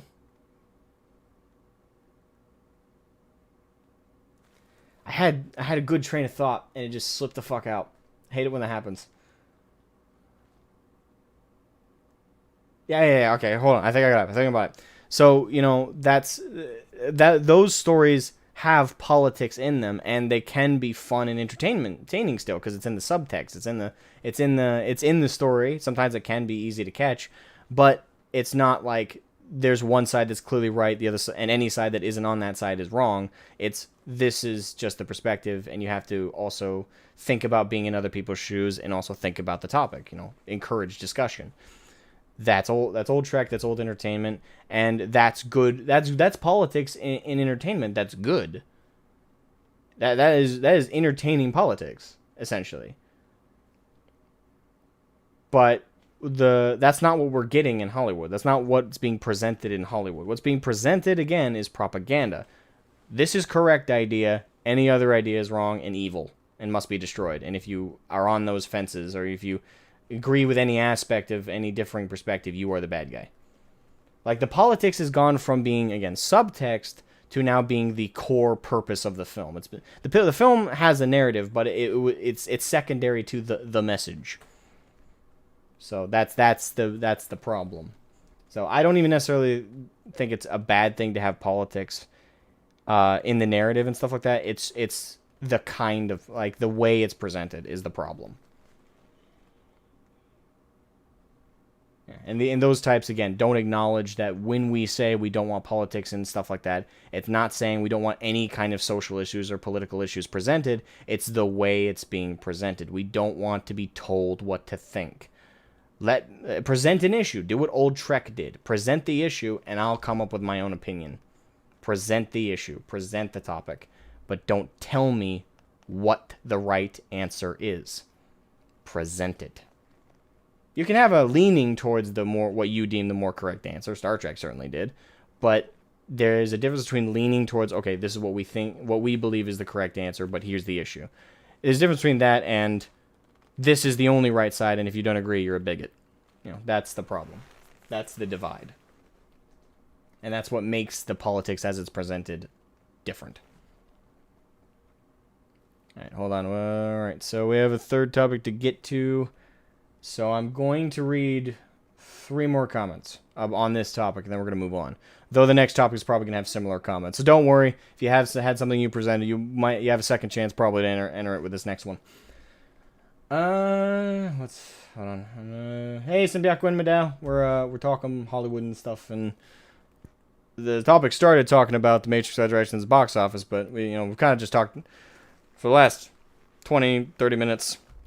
Been talking about like Hollywood and the problems we're seeing in there. All right, so let me just grab. Hold on. I'm gonna grab 3 comments. So we're gonna move on to the next topic.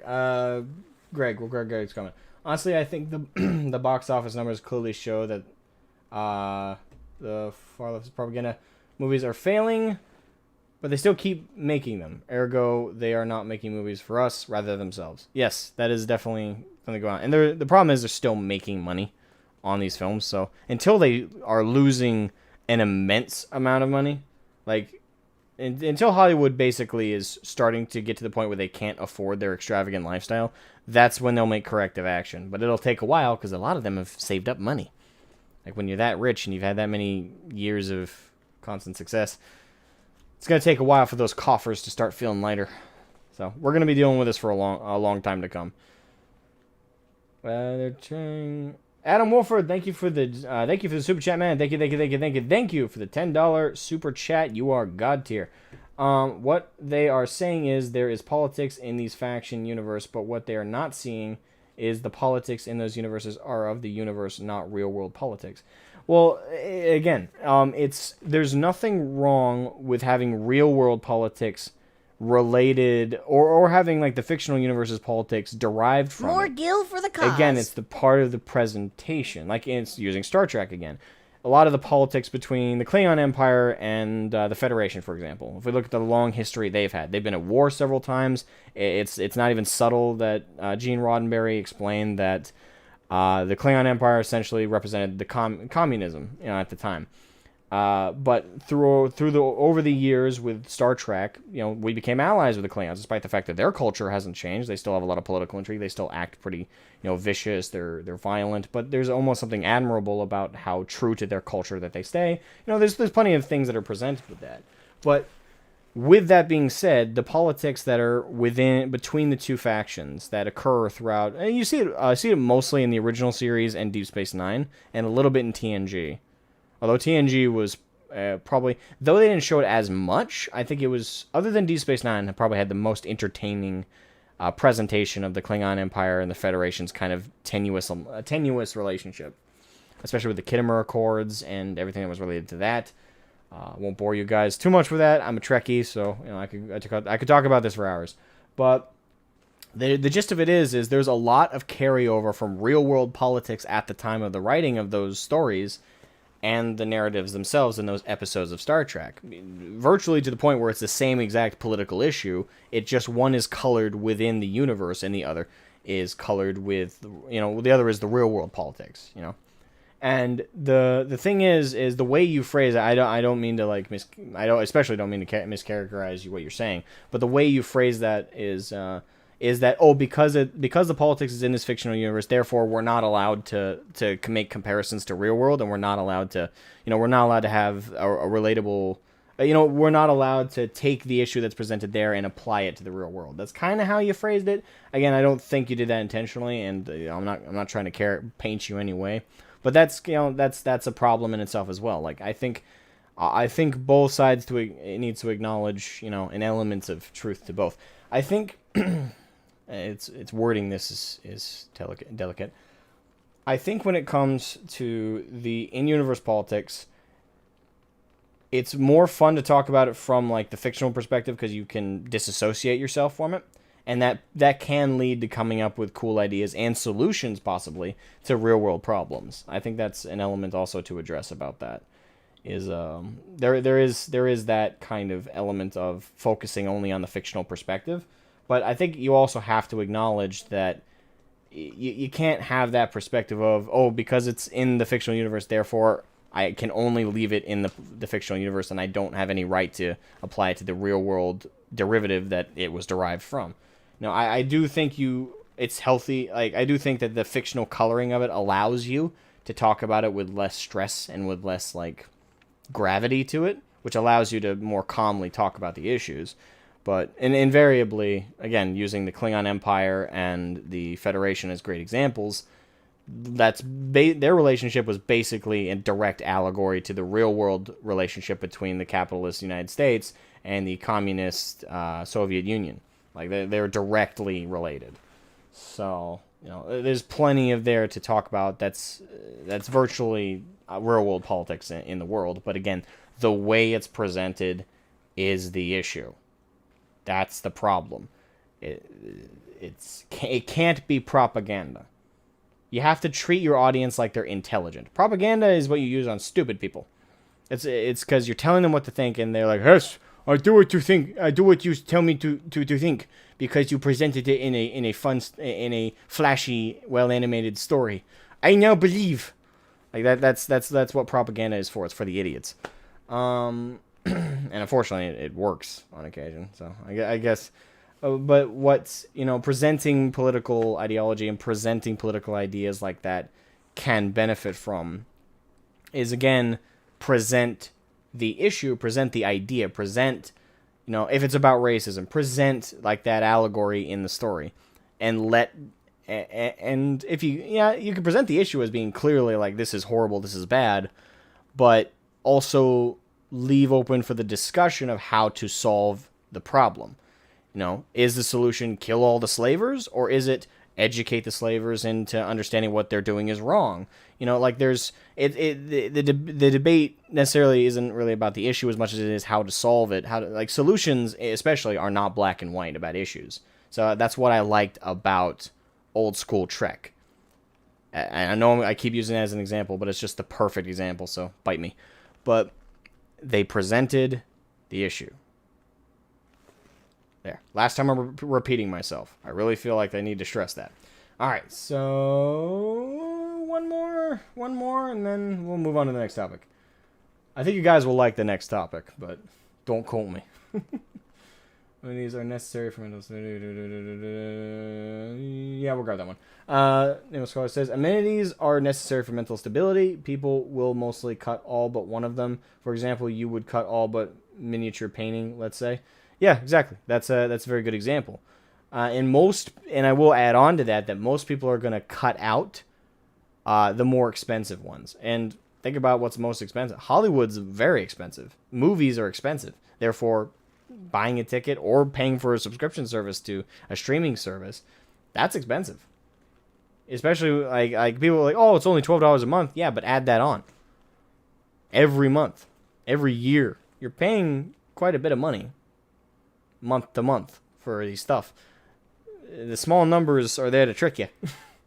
I've probably given Blizzard well over $3,000. Like I've been subscribed to them for over. I was subscribed to World of Warcraft for 16 years, 16, 17 years, somewhere in there. So it adds up. That's what they're counting on. Actually, when you think about it, the subscription service is the monetization scheme that is directly about that. That is the financial scheme iteration of the Boil the Frog comparison. That is the perfect monetization scheme to represent in and of itself the Boil the Frog scheme. Like, oh, we only want $15 a month. Fast forward 10 years. And they're just counting the thousands of dollars. Boil the Frog. Subscription services are just the monetization version of that. Alright. So let's move on to the next topic, or we're going to be here all day. Which may not necessarily be a bad thing for me, but, you know. Embryolist Lixel? 1x1? Embryolist. I'm not sure how to say your name. I apologize. Embryolist. I'm going to try that. What do you think about Space Marine 2? I did actually a video talking about that. I did a video talking about that. So if you want my thoughts are a little different now. But at the time, not knowing all the details. Hold on, let me see if I can find it here. Was it 2 weeks ago? Crap. Hold on. Yeah, there it is. This video. Yeah, right here. This is the one. Yeah, Space Marine 2 announced, 10 years in the waiting. I was super excited for it. I was super excited for it at the time. Unfortunately, my excitement has been toned down a little bit because I found out about the writer, and the writer's not super cool. So, you know, that was kind of something that got brought to my attention. I'm still in this period of I'm hoping that despite the lead writer being a wicked political activist, that they'll keep it out of the game. But other than that, part of it kind of souring my view of it, this video still represents my thoughts fairly well. I'm still excited for it. I still want to play it. No matter what, I'm going to play it. I'm probably going to stream it. But I'm at this point where I'm ready for it to go either way, of being a really cool narrative that is loyal and faithful to the 40K mythos and universe. I'm also ready for it to be a political propaganda stuffed shit piece that I'm going to lambast. I am ready for both. I'm praying for the former. I'm praying for it to be a good fucking game that is faithful to the original, is faithful to 40K. There's snow falling from my roof. I'm ready. I'm hoping for that, but I'm ready for it to fucking suck. Because these days, these writers, they can't keep their political stuff. They can't keep propaganda out of their writing, which is annoying. Anyway, on to our our next and third and final topic for the day. Then we'll open up for a Q&A, as I always do. The third topic for the day that I prepared is Dungeons and Dragons, and this one I'm late to. This one I'm very late to, I will admit. The whole thing went down 2 weeks ago, so that's why I saved it for the third topic today. I'm only covering it now, so I'm extremely late to this. I didn't even hear about this till recently, so feel free to be like, dude, you're really late to this. I am. I'm very late. Hold on, I need some more water. I'm talking up a storm.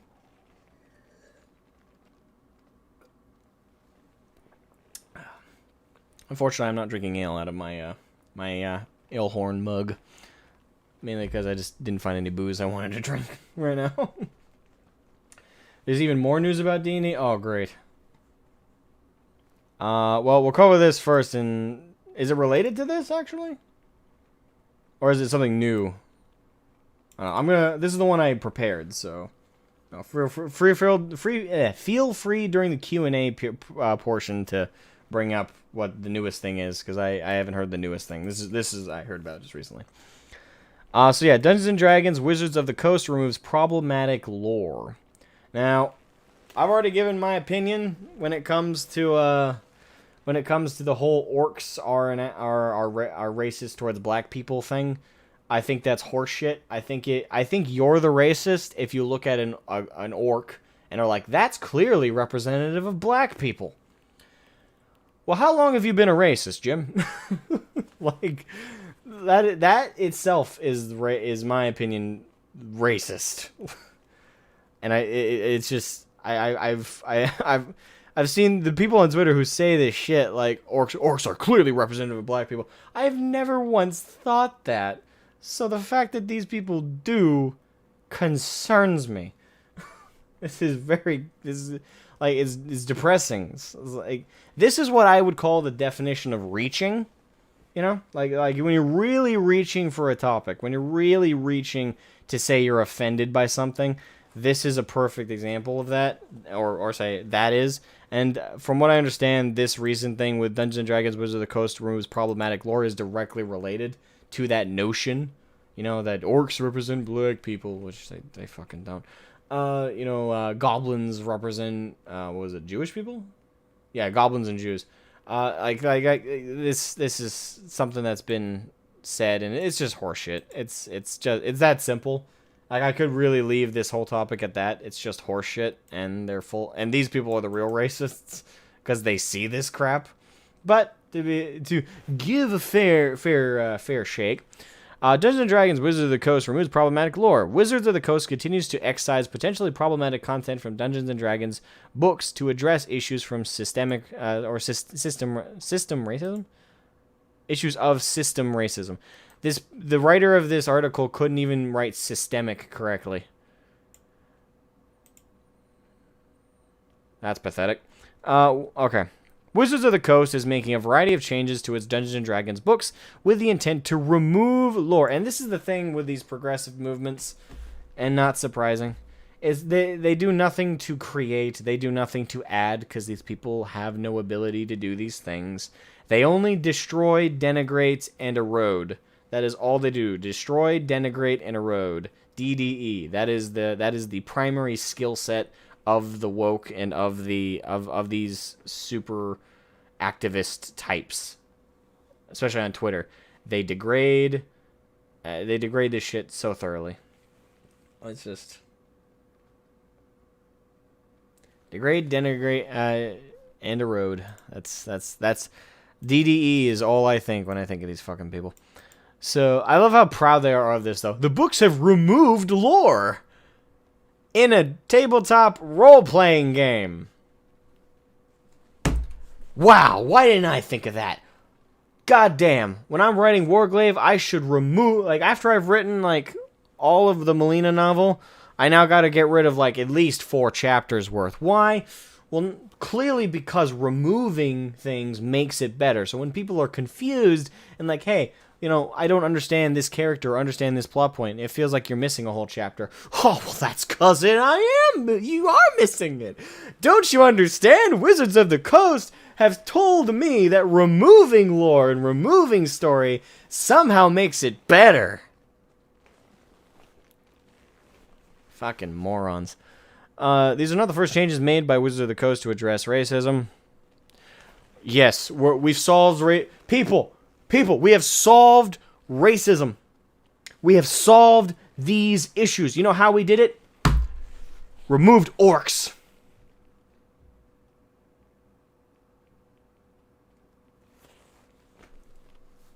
I don't see any changes, do you? We've solved the issue. Fucking morons. And that's the thing. That's the sad thing is these activists actually think this is an accomplishment. I kind of feel bad for them for that. I kind of do. Because they genuinely think they've solved an issue with this. And that's, to me, that's just so sad. It's like, you believe so strongly in this ideology that you propagate so hard. And this is, and what you consider a successful, you know, stance in the fight against racism. Removing lore from a fictional universe. God damn, why didn't I think of that? Oh my god. Hey, Zoid Industries, welcome to the podcast. How you doing? First live GT on Warglaive Gothic. Even if it is a GT Lite, same feeling on that view of orcs, which tells you when I type this. Okay. But yeah, welcome. Alright, let's keep going. The last several years have seen many revisions to previously published Dungeons & Dragons books in the name of removing lore that enforces, or has the potential to enforce, negative racial stereotypes. Okay.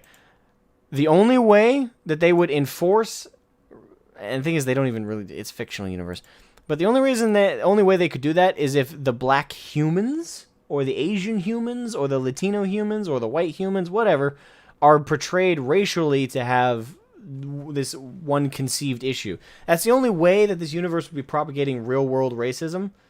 And even then, that's a kind of a loose argument because it's still a fictional universe. You could claim that the way humans work in this universe is alien to our own. But there are black humans in D&D. There are Asian humans in D&D. It's just whatever you choose to put in for a character type in your stories that for your D&D campaigns. Like it's all up to you. But there are those types of humans. They're humans, and they're portrayed all the same. D&D has always been all-inclusive. So this delusional stance that they're pretending that D&D has propagated and supported these racist ideas. No, they haven't. They have black humans in this, and they're portrayed the same as the white ones. They're portrayed the same as the Latino ones. Unless the DM chose to portray them differently, and even then it could just be that character. Like, what are you talking about? And again, they continue to push this narrative. Orcs represent black people. No, they don't. No, they don't. They don't at all. They never have. The fact that you think that shows who the real racist in the room is, you fucking moron. My God, these people are... The self-awareness. These stereotypes can be traced back to the roots of D&D with greedy dwarves, here we go, violent orcs, and evil dark elves. Here we go. Any generalization about an entire race of people has the potential to be problematic. Well, even then, it depends on what the DM and the party want to do. If they want to make all orcs the bad guys, it just makes an easy enemy. Especially if you want to run a campaign that's combat focused. You're going to want a very uncomplicated enemy. If you're going for a more narrative focused campaign, the DM can give more depth to these. Like, that's the thing. It's game to game specific. And even then, if we're talking about the contained lore within the novels, the novels and the supplement books sold by Wizards of the Coast, these races have racial features, yes, but they're not universal. That's, again, up to the DM. The DM can choose to portray a dark elf as not evil and very different from the rest of his kind, but still retain some of the same features of his kind. Same with orcs. There can be an orc or a half-orc that is just normal person. Like, it's up to the DM, it's up to the party, it's up to what the narrative in the campaign wants from the game. Like, this is, to act like this is, like, across the board, like, this, yes, these are stereotypes of fantasy, but even then, these are just, they're fantasy cultures. The whole reason the races were made in the first place was to give, like, individual factions and identities. And again, even within greater fantasy, if we look at Tolkien, if we look at Warhammer fantasy, if we look at Age of Sigmar, if we look at just pick a fantasy.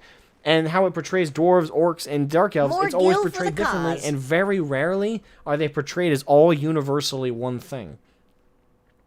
Yeah, there are racial traits, but they're not. The cool thing about fantasy and D&D is the cool thing about the fantasy and about these races is that just like there are racial aspects of humans that are universal, like we all have two eyes. Yeah, I know a lot of people are gonna go, what about my cousin who has only one eye? You know what I mean. Generally, we all have two eyes, a nose, mouth, lips, teeth, tongue, ears, feet. We all are bipedal, generally speaking. Well, what about people in wheelchairs? Again, shut up. Generally, we all have racial traits and features that are pretty much universal to humans, like opposable thumbs. Like, if I were to put that on a data sheet for, like, the human race, like, opposable thumbs can actually grab shit. Like raccoons.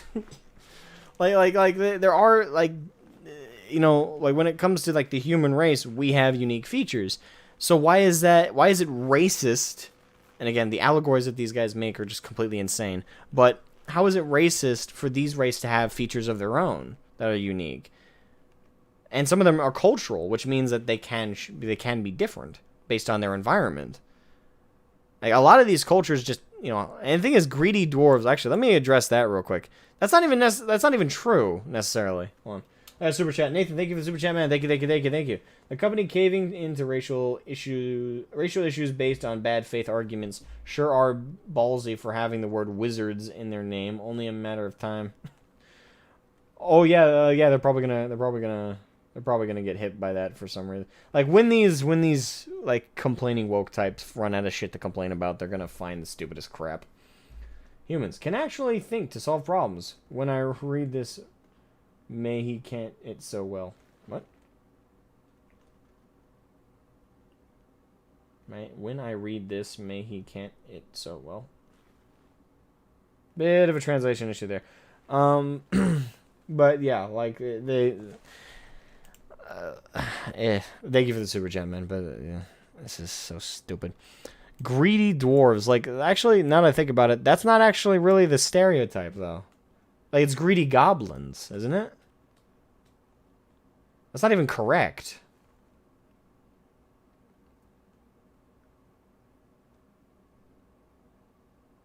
I mean, dwarves are shown to be, you know, like they're good smiths. They're tough. They're bulky. They're strong. But greedy, like, not especially. Like, not more so than humans can be. Like, their greed goes about as far as humans' greed goes. Dwarves are essentially humans, just bulkier, stronger, live longer, depending on the iteration. Like, there are aspects of dwarves that make them clearly identifiable from humans, but personality-wise, in that aspect, they're not like universally or especially greedy. I don't know where the fuck that's coming from. Oh, Morgan's calling the writer an idiot. Okay, gotcha. I agree with that. The writer is an idiot. Greedy goblins, if they were going to try and make that comparison, even then, what the fuck. Any generalization about an entire race of people has the potential to be problematic. Are you going to explain yourself? And even then, like, generalizations do exist, and they're not necessarily bad. Like, any generalization about an entire race is potentially to be problematic. Like, explain yourself. It has a potential to be problematic. Like, there are generalizations about humans you can make, and some of them are true. Like, humans are destructive to our environment. Technically, we're true. We cut down trees, we burn down forests. That's generally true about humans. Is that problematic to say? I wouldn't say so. I'd say that's debatable, but not problematic. Like cultures and things, you can give generalizations to. Like, this is a weird concept to me. Like, generalizations are bad. Generalizations are bad depending on how severe and extreme they are. Like, if you generalize an entire culture to be evil, for example, that's terrible. That's a terrible generalization. That's racist. That's well, if it's not about race, that can in itself be extremely problematic because it's an extreme. But to say any generalization about an entire race of people is potential, that's just strictly not true, because here's a generalization about humans that's not harmful or problematic. We're bipedal. Humans are bipedal. Well, what about the people in wheelchairs? Well, they're not. They're actually, no, they're still bipedal. They're just on wheels. Like, it's not like that. Is that a harmful generalization? Right here, any generalization about an entire race of people is potentially problematic. Humans are bipedal. Oh, that's problematic. Humans have 2 eyes. Problematic. Humans have noses. Problematic. All humans have a mouth. Problematic. Like, that's just simply not true. Like, any generalization. Now, to be fair, I'm splitting hairs here, but again, this is just simply not true. The writer is an idiot. The writer is strictly an idiot. It's just not true. If they had said any generalization, any extreme, like right here, that's the word that like, I would almost agree with that statement if it would say any extreme generalization is, or any negative extreme. Even then, like, some extremes are true as well. But any extreme negative, like any negative extreme generalization about an entire race of people is a problem. Like, we shouldn't do that. That's for sure. I agree with that. But any generalization of any kind is what they're saying. Like, any whatsoever is a problem.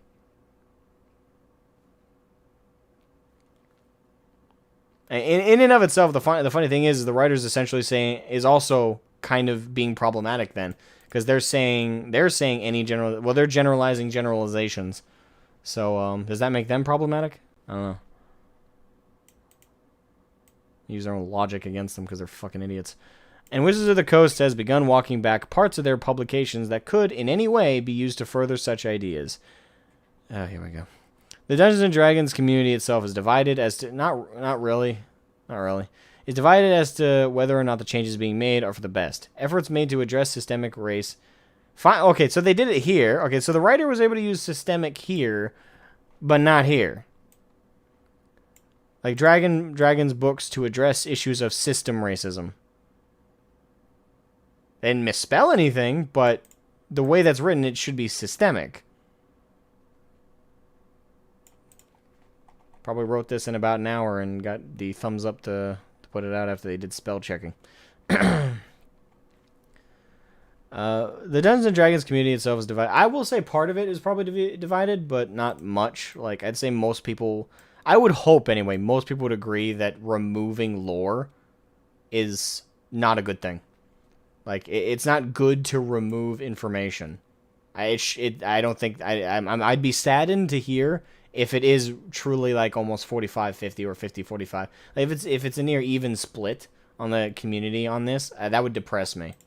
That would greatly depress me that people would genuinely think that removing information is ever a good thing. Like, I'm sorry, that's just strictly not a good thing. That's bullshit. I don't think it's that divided. Like, removing lore, not a good idea.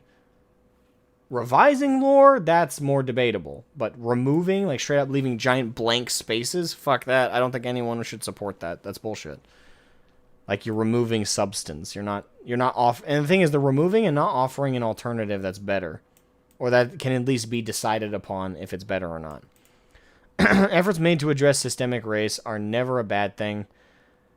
They are when they do nothing and they actively, like, force people to obsess about race. I think they are a bad thing. So, no, I don't agree with that. You're a fucking idiot.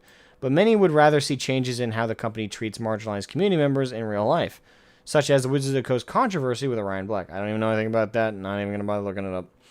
Before making changes to the rules of their game. In Tasha's Cauldron of Everything, Wizards of the Coast introduced a new way of handling character race, allowing players to assign their innate ability score benefits to any scores they wanted, rather than being locked into a generic picture of the advantages of the. Well, that removes the significance of playing that race, like like it's a game. Like that's another big part of it. It's not like this is a book that's having giant... This is a game. You're removing utility from the game. The game was designed to be balanced with this in mind. When you're removing stuff like this, you're creating... And I know Wizards of the Coast, especially with 5th edition, haven't given half an ounce of a deep fried shit about, their systems and how balanced they are, because 5th edition, you're either overpowered as fuck... In 5th edition, you're either overpowered as fuck or underpowered as fuck against enemies, that I've noticed. Like, you're one of the two. You're either completely outclassed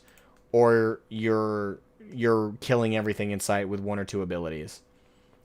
So they've sucked at balancing when they haven't been this politically obsessed. Now they're removing, like, racial the significance of racial choices and racial traits, and now making it so you can just mix and match wherever the fuck you want. Like, it's a game. Like, there needs to be balancing, and they're just kind of throwing that out for this half-baked attempt at some kind of... I don't even know what. Like, they're not achieving anything. They're not doing anything here. They're pressing the delete key on giant chunks of their fucking lore. Yesterday, Wizards of the Coast released a new set... Wait, is this a different article? No, that's just suggesting a different article. Okay. So, Wizards of the Coast released a new Sage Advice by Jeremy Crawford with book updates to quite a few prior releases, Volo's Guide to Monsters being notable among them, as well as the Player's Handbook and Dungeon Master Guide. Thank God I already got those before they did these changes. Many of these updates are simply to remove the default alignment label on all, or almost all, creatures in the Dungeons & Dragons universe. However, the changes that community members are less than pleased about are those that cut a substantial amount of lore text from several iconic Dungeons & Dragons monsters, including Beholders... Wait, what? Beholders, Mind Flayers, and Yuan Ti. Wait. Why are their lore being changed?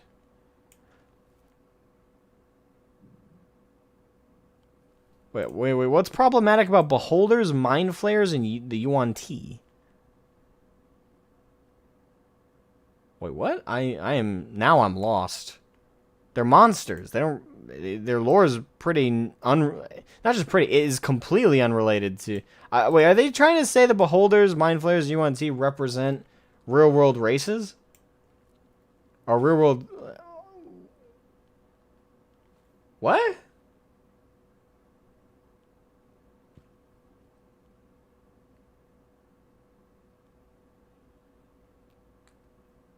Beholds believe themselves inherently superior to all others. Yeah, but that's... What, are they it's a monster! What? The mental gymnastics! Jesus Christ. What kind of, like... I can never imagine, like, what these people look like inside their heads. They're so disturbed. How can you look at a monster like a Beholder, Mind Flayers, and Yuan Ti and be like, yeah, those are problematic. They represent shit. And what? Oh, my fucking brain. Oh, God. The removal of this text prompted Greeny3x3x3, a D&D player on Reddit, to post a write-up of all excised lore. Oh, okay. Oh, I appreciate that guy. Jesus. Write-up of all the lore that's being removed from Volos. Thank God I got Volos forever ago. We live in a fucking bizarro world. That's for damn sure. I don't know if I should read all these. It's going to take forever. Okay, here. Too long, don't read. The new errata removes quite a few paragraphs from Volos, but doesn't concretely state their contents, so I've collected those here. Thank you. Major credit, major credit to Greeny3x3x3 for players who didn't get Volo's guide before they're making these fucking absurd changes. Like, credit to him, because this is a lot. All these like racial like lore about these races is going to be invaluable especially for DMs who are trying to write up campaigns, including these creatures in the lore. Like, this is look at how much they removed. Like these fucking activist types, man. Like they bog down the orcs down to they're just an offensive stereotype of black people. Look at all this. That's a huge. This is probably summarized too. Look at all this lore that they're just like, who cares? They're clearly just a racial stereotype of. Like, look at this. There's way more than just one sentence description of orcs. Like, fuck you. Yuan Ti have even more, and I'm assuming these are summaries. These aren't even like the full write-ups. It's just fuck Wizards of the Coast for bending the knee to this shit, but fuck the pussy-ass bitches out there who genuinely think that these creatures and races have any kind of significant representation of real-world races. Fuck you. Seriously, fuck you. So frustrating. Many D&D players are confused by Wizards of the Coast's choice to remove content regarding Beholders and Mind Flayers in particular, as the two races are categorically defined as aberrations in the game. Aberrations are typically otherworldly, monstrous entities with very little in common with the humanoids of the world, and typically possessed of an alien mindset or way of thinking. This separation could reasonably exclude them from the need for sensitive treatment. But their lore bestows these monsters with behaviors that have the potential to be seen as intersecting with misguided ideas that people... They're literally erasing them because of the ideas? We're banning ideas now? How fascist are you fuckheads gonna get? You guys are overtly banning ideas? You're erasing these monsters' lores because the way they're aberrations. You just said it. They're monsters from a different world. They're supposed to have a fucked up way of thinking. We wouldn't call them aberrations. I'm not reading any more of this article because it's just going to make me rage. And I know we're basically at the end here, but fuck it. Yeah, the writer of this article, first off, go fuck yourself. Second of all, anybody who thinks this article is making a good point, go fuck yourself. And third of all, anybody who looks at orcs, dwarves, goblins, and sees real-world races, you need to check yourself. You need to realize you're a racist. And you really need to get some help. Get some genuine help. You are mentally disturbed.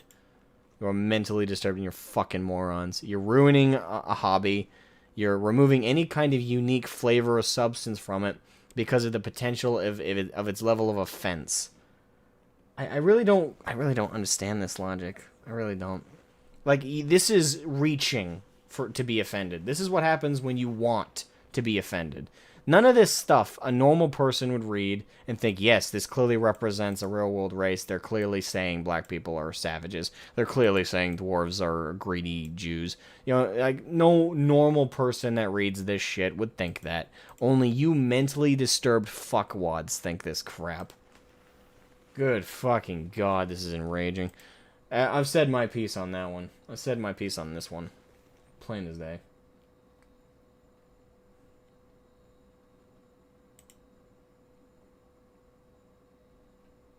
They say the beholders are too vain, and the mind flayers are a hive mind. Well, that makes even less sense that they're banning a hive mind based race, because that's what they support. You know, they want a hive mind. So I can't imagine why in the world they would have a problem with a hive mind being presented. If anything, I would see them encouraging it to be displayed as a positive. You know. These fucking nutso activist types love a hive mind, so I can't imagine why in the world they'd have a problem with that. We live in a society.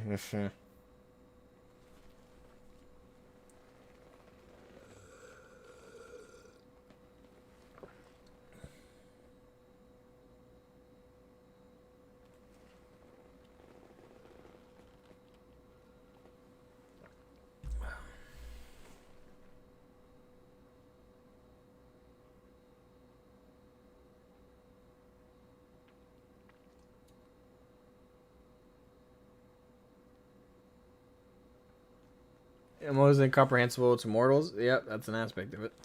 The D&D thing is a typical example of like recognizing like, and they hate that they are seeing themselves in an aberration.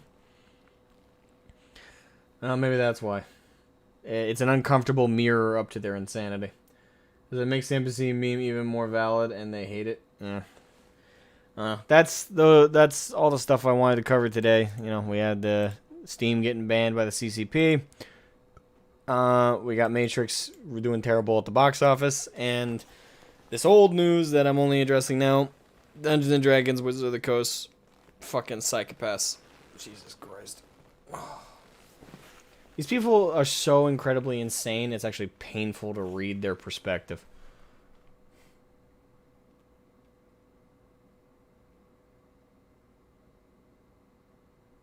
Focus of the cope.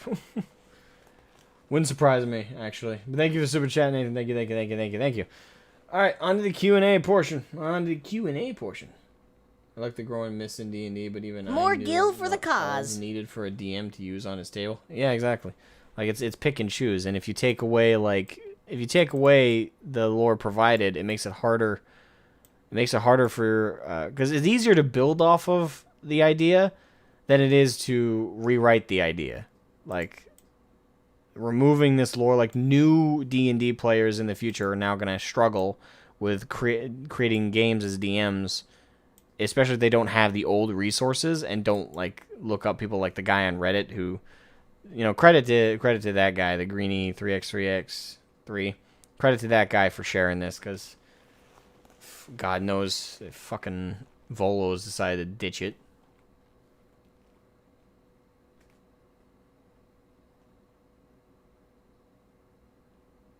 Alright, everyone, Odos, thank you for joining, man. Thank you. All right, on to the Q&A portion. Hold on, all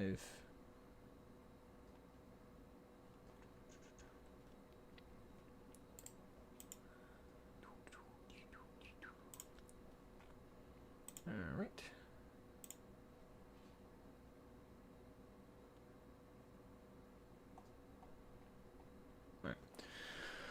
Oh, good God. All right, so yeah. Yeah. I'll just drop that down. There we go. Oh, good God. Like, it's exhausting just reading these people's insanity, let me tell you. What I think of the D&D movie? There's a D&D movie? But this decision would be easily solved with the DM on the table has the last word. How the world is built. Homebrew to the win. We made too easy for the company. Yeah. The thing is, they could have done that, but that's the thing. That's the thing. At the end of the day, all the Volo's Guide to Monsters, the handbook itself, all of it is just suggestions. All of it is just suggestions. The lore itself, the D&D lore, it's not like lore for Tolkien or lore for The Witcher or lore for pick a universe. It's not like lore for those other things. Like lore for D&D is suggestion. It's like everything is just here's the baseline, build off of it or completely rewrite it. Like there's no rules like that. There's no canon with D&D necessarily. Like I know it's spicy to say there's no canon like in regards to 40K, and there is absolutely canon with 40K. Let me just throw that out there. Luton. Nah, I don't actually want to throw barbs. Luton's a good lore source. Just one of his worst takes. But with D&D, there truly isn't a canon. Like it's entire like the canon is defined by the DM, and if the party agrees to play it. That's what defines canon in a D&D game. The book, the guides, the supplements, all of those are fucking suggestions, and that is it.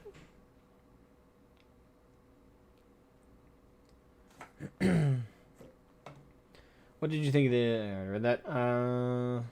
have you seen the movie Don't Look Up, a film about a comet going to impact that blatantly slaps the woke in the face? Sounds like a good film. There's a D&D movie by Uwe Boll. Probably a terrible movie. The new news, in quotes, about D&D is that Wizards of the Coast didn't go far enough and will do even more rewrites. Well, you can't even call these rewrites.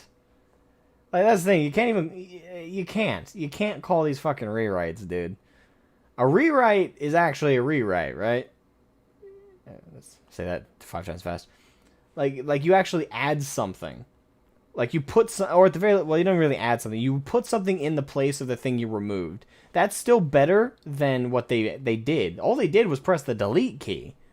Like they highlighted over all the text of the lore and said nope, and deleted it.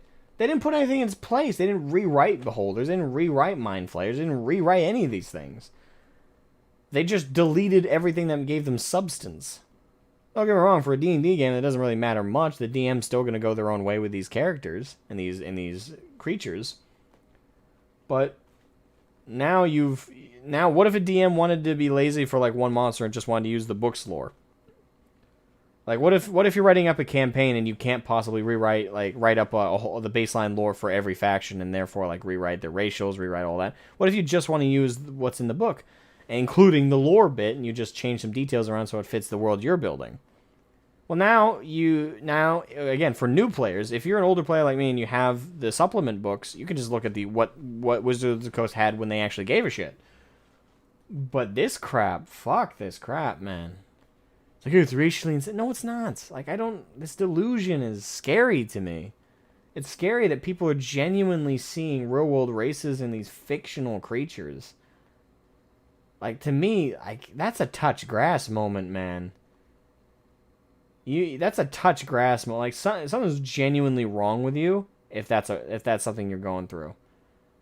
Like, if you're looking at orcs in D&D and seeing that shit, you need to touch grass. Adam Wolford, thank you for the $20 super chat, man. Thank you, thank you, thank you. More gil for the cause. So I have a question. When you're going through the main bad guy's dungeon and your wizard is trying to keep up because he's in a wheelchair, but then Pitfall, the rest of the party makes it, but not the wizard, and dies. Wait, what's the question there? So I have a question. When you're going through the main bad guy's dungeon and your wizard is trying to keep up because he is in a wheelchair, and then Pitfall, the rest of the party makes it, but... That's a statement. It's a funny scenario, but, like... I'm not sure what the question is. Thank you for Adam Wolfer for the super chat, man. I'm not sure, Is the question, like, how to solve the situation? Or is it... Again, it just sounds like a funny scenario to me. The wizard's just like, I'm keeping up. There's a Pitfall. Ah! And the rogue that hopped over was like, you alright? Ooh. Well, we got potions. We'll be fine. And they keep going. Well, no, that's like a cleric. Yeah, whatever. Chaos on the game table. The chaos on the game table. Just the player who played the wizard was just like, that's bullshit, DM. It's like, hey, you chose. Hey, I think it's totally fair. You're an ableist, man. You're an ableist. My guy was in a wheelchair, and you did that to him. You know, it was a trap I set up predetermined for all the party. Anybody could have fallen in. Yeah, but I had to, really, because I had a disadvantage on dex rolls. Why should I have a disadvantage anyway? Huh? Just because I'm in a wheelchair? That's discriminatory. I'm tweeting about this. Oh my god. Or the handicap access that now every evil dungeon needs to have. It's like, oh yes, every evil maniacal demon lord is now going to provide escalators and also you know, handlebars for people who need like the support if you're like an older folk. Like just like the way to get to the boss fights is all just completely laid out with like all the safety stuff. You know, if there's a cave in, there's going to be a button on the side of the wall, like one of those for like wheelchairs to like all the rocks are going to levitate up and like let the guy run through with his wheelchair. You know, like we got to put all that in because of course we can't have, you know, shit that is bad, I guess. No fireball for you.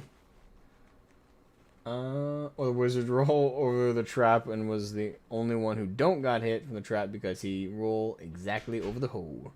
They see me rolling, they hating. Might be bad for the wizard player, but next time he'll learn not to play in a wheelchair. I think he's referring to the new miniatures for D&D where characters have wheelchairs. Oh really? I don't know. When it comes to miniatures, I got a 3D printer. I've been 3D printing my own for like minis and stuff. So if I needed to create Nathan, thank you for the super chat, man. Thank you. Wheelchair wizard in world full of healers. The crew, it's like surrounded by water, but not a drop to drink. It's like you go up to a healer, and the healer's like, "Oh, sir, your injury, your broken legs. I know a spell that can heal them." Bigot, sir, you think this is a problem that needs to be solved, huh? You think there's something wrong with me? More don't you gil want for to the cause. walk around like the rest of us? No! Now get your bigotry out of my way. And he wheels over his feet. Sad thing is I see that happening one of these days. OSHA approved BBG dungeons with fights of real bad guys killers.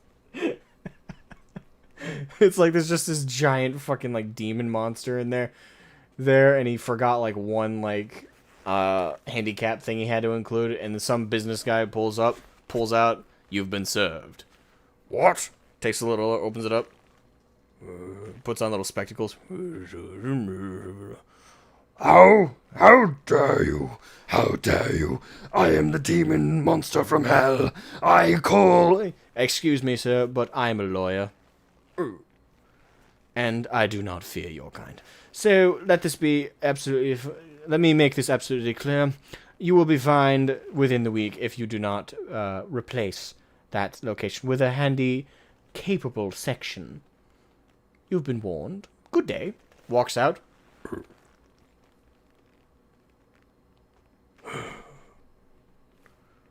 pulls out his construction team. They ask why they're doing it. It's because I can't afford the fines.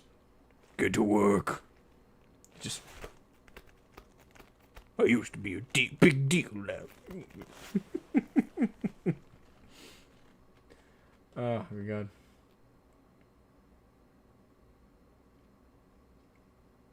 The Lich is sitting in his crypt, and all of a sudden there's an aggressive squeaking of wheels in one of the corridors. In comes the whole band of adventurers in combat wheelchairs.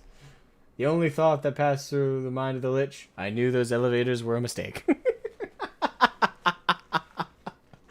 Oh, good god. The wizard is crippled because of some fucking reason he didn't use one of the myriad of healing spells on himself to fix it. A campaign about racing in wheelchairs would be pretty dope, though. I mean, that would be entertaining. I would love to DM something like that. The wizard's disability isn't in his legs, but in his head. Lawyer greater than Demon Lord. And more menacing. When the BBEG find a bigger evil, even he fears. It is evil. You just voice acted out. More or less. Yeah. I find that funny. Oh, good god. Alright, so we're in the Q&A section. I do have the Discord pulled up. So if anybody is on the Discord, I can provide a link. Hold on. If anybody's on the Discord or wants to be on the... this is my old Discord, by the way, not the new one. 66 hours.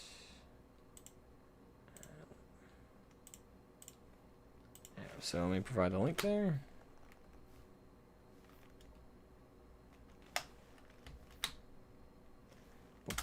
So yeah, I am in the stream call. So if anybody wants to make a call in, please feel free to jump into call line, and I'll pull you into the stream call for for the Q&A. If you have any questions you want to ask out loud, you can feel perfectly free to ask them in the chat as well. We are in the Q&A section. Feel free to do either. They are both open for business.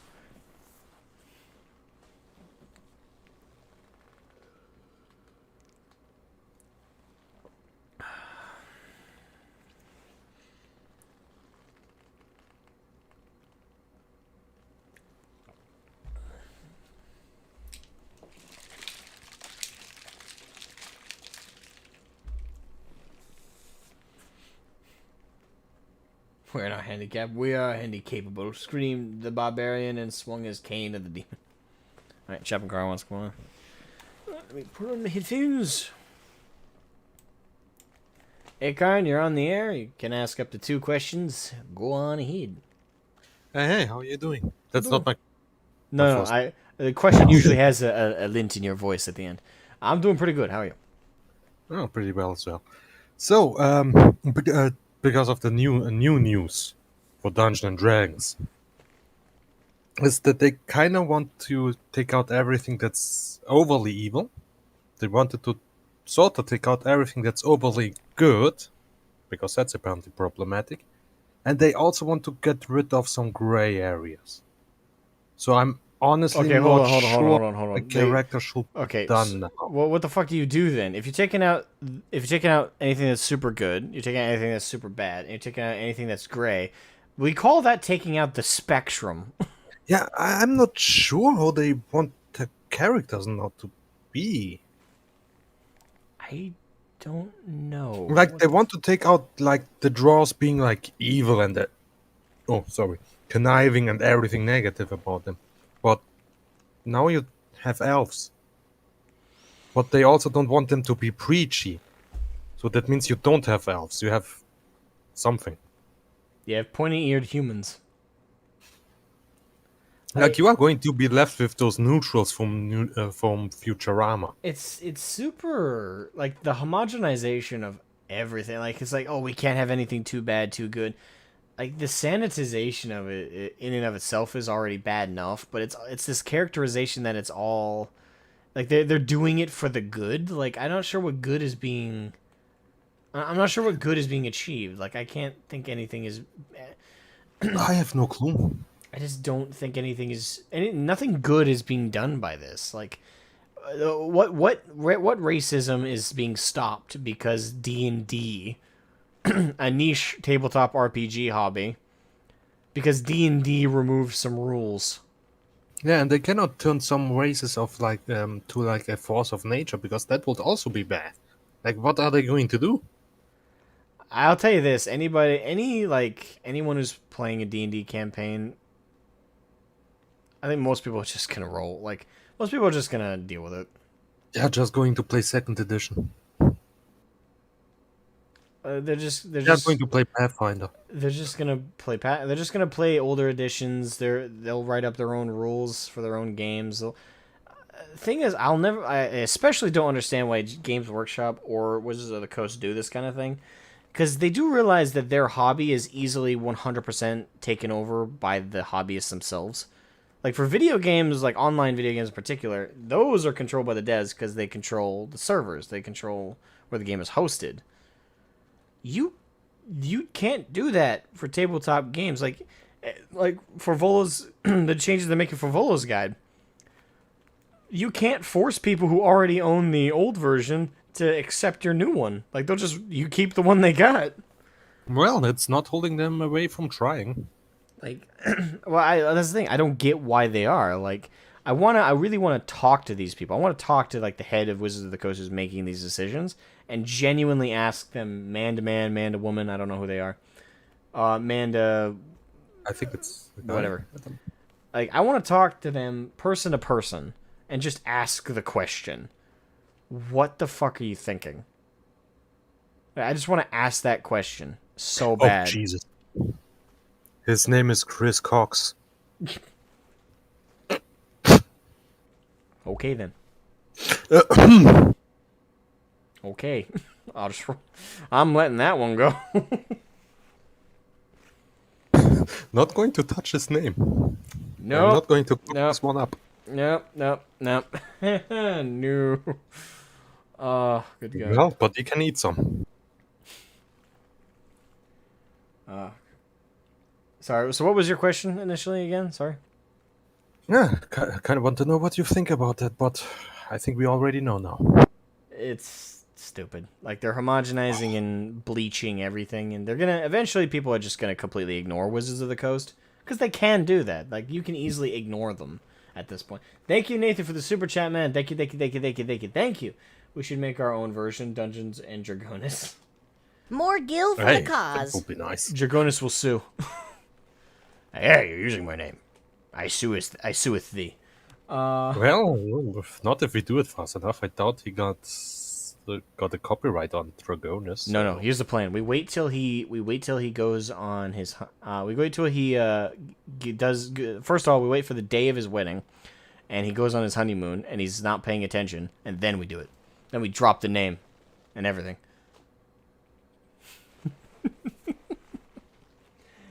Oh God, this is the Ocean's 11 scheme. We got this. All right. So what was your second question? I don't have one because this one is already so ridiculous. Gotcha.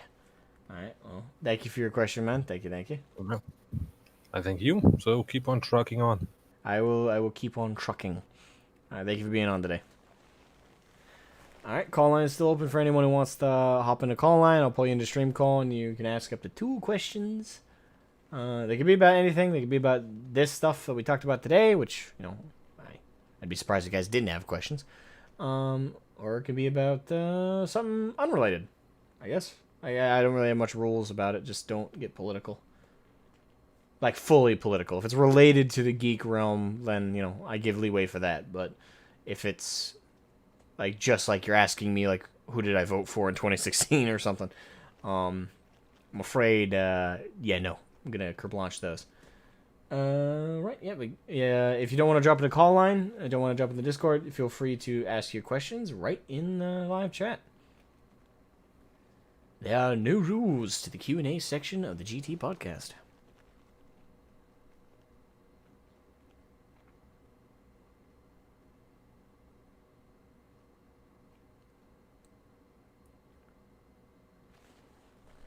That has been a very popular bot lately, hasn't it?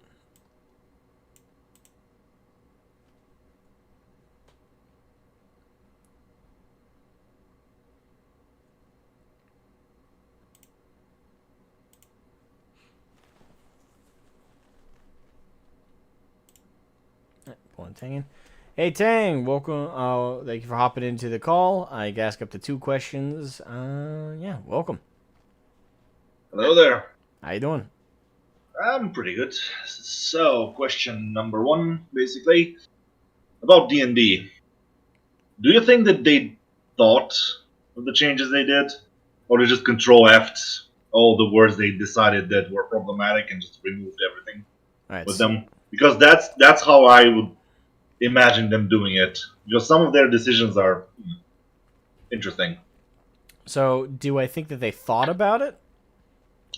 Was it predetermined? Like they went through the whole thing, they read it, and they decided piece by piece, or they just control F everything they found and then deleted it I think they just. without I even. think they just Control F certain. I think they Control F and looked for any kind of words that would lead to the modern like Twitterite interpreting bullshit. I think they did that and just deleted stuff.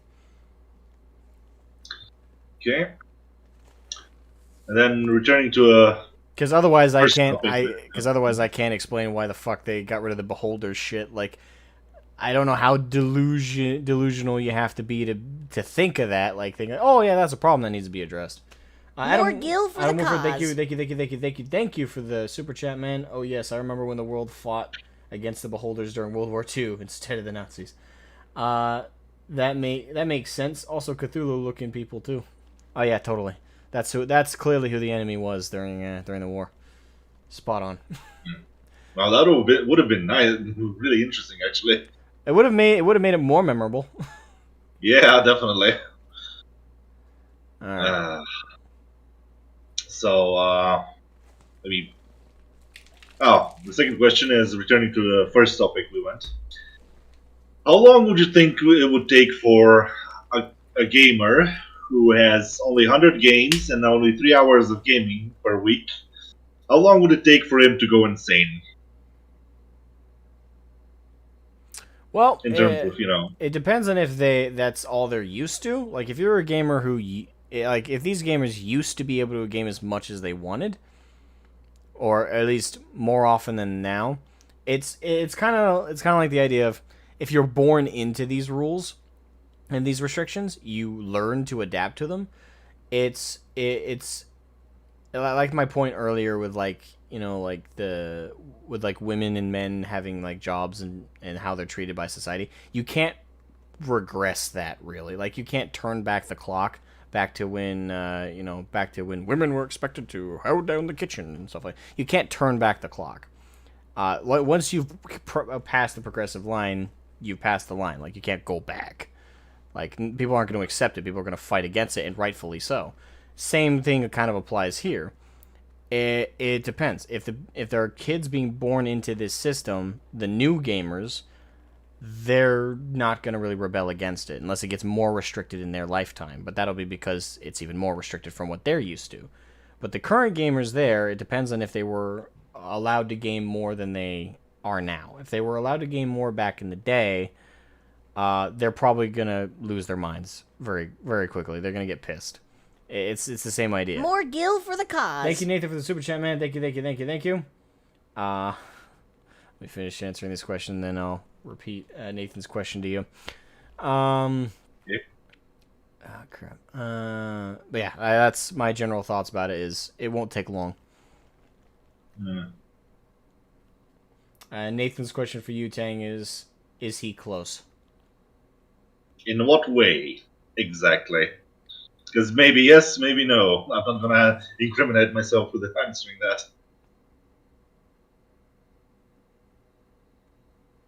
Oh, yeah, I remember what. Okay, no, Nathan. Bad. I'm lost. Old reference, disregard it. Yeah. I'm gonna tell you later. You okay? Alright then, that was it for me. Alright, well, thank you for coming on, man. Thank you for asking your questions. Yeah, have a good one. Have a good one, man. Alright, call line is still open. If anyone wants to ask questions on the line, if you want to ask questions in the chat, feel free to do so. There are no restrictions.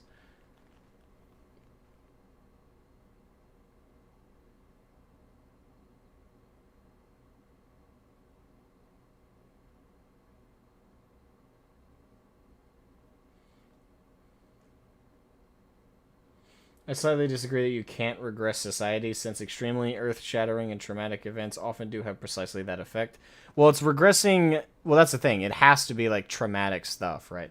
Like, you can't turn back the clock in, like... Basically, you can't rewrite the rules of society if society still is functioning under the new rules, is basically what I'm saying. Like, you can regress society if society itself is basically disassembled and you're reassembling it.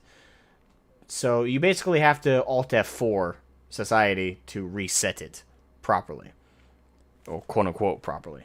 You can't regress it though through like you can't just change the law and magically people will accept it.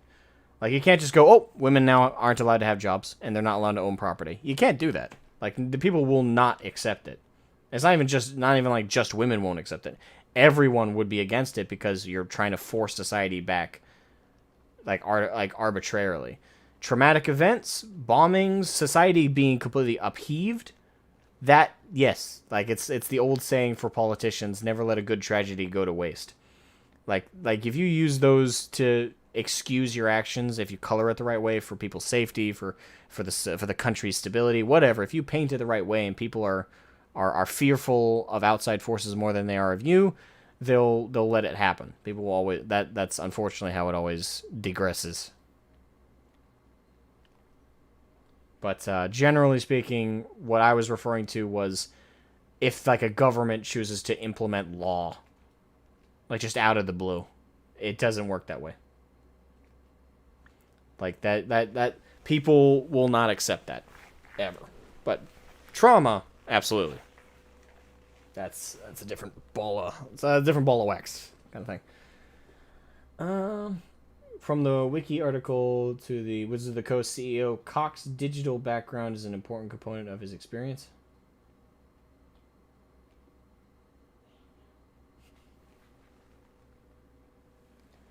Okay. Okay. All right. Any questions, guys?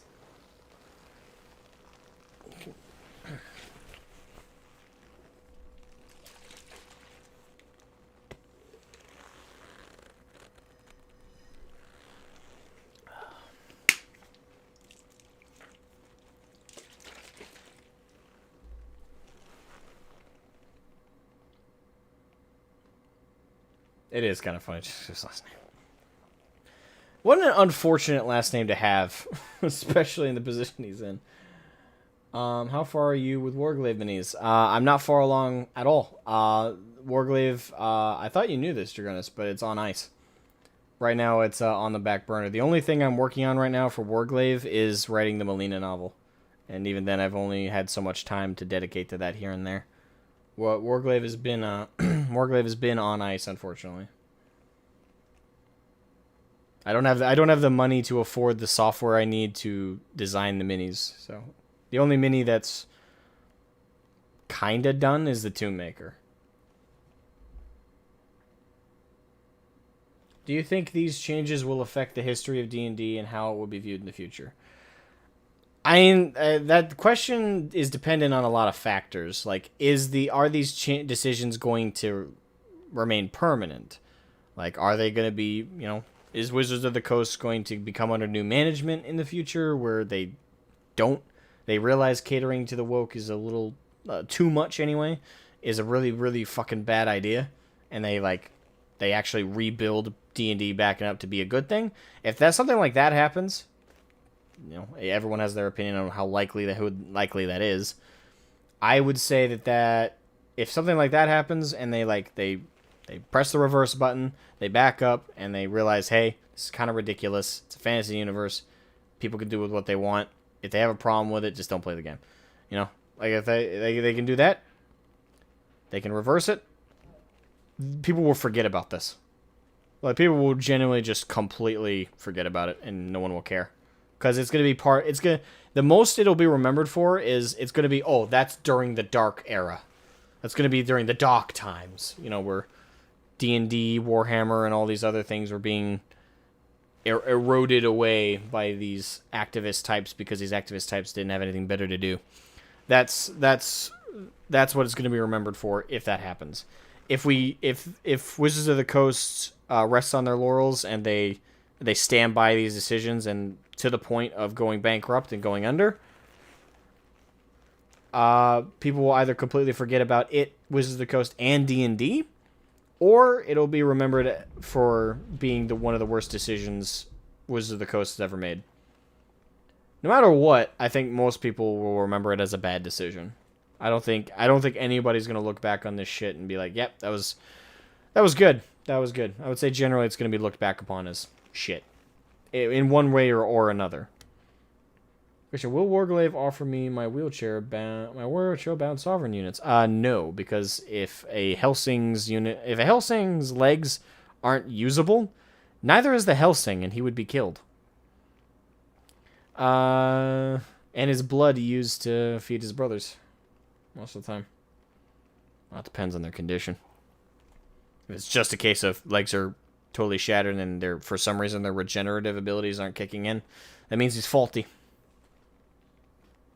Yeah, we got a faulty Helsing over here. Gotta break him. Dead. But if we're talking like jackals, they do actually, they're considered, they're not, treated the same way. Sometimes if it's like if they're on the battlefield against an enemy that's charging them, they'll be killed by one of their superior officer as a mercy killing. If it's a matter of they can retreat and they can treat his injuries. Yeah, if you need a wheelchair as a crypta, which they still have strong regenerative abilities, then you're sent home. Like that would be justification to send you home. But even then, the disgrace of going back to Mordred or any of the core worlds, or even some of the outer worlds of the sovereignty, that would result in, at best, being a social pariah, and at worst, being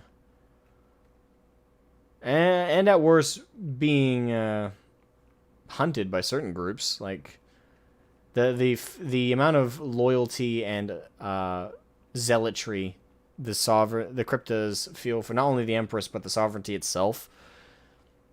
If you were a soldier and you left more gil for the cause, left because of injuries, you're fucked. Like in one way or another. So most of the time they just either kill themselves or they're killed by a superior officer. It's better to die on the battlefield than go home a cripple. And that's assuming you can be crippled. It depends on you'd have to have your legs completely incinerated and the cells fried for a cryptid to not recover. Like, it's not like a matter of just take a baseball bat. Like, yeah, you'd break them temporarily, but they'd heal. People are gonna get canceled, sweetie. I don't care. They can try. I'm not on Twitter. The question is why is Wizard is in wheelchair? Oh, why is the Wizard in the wheelchair?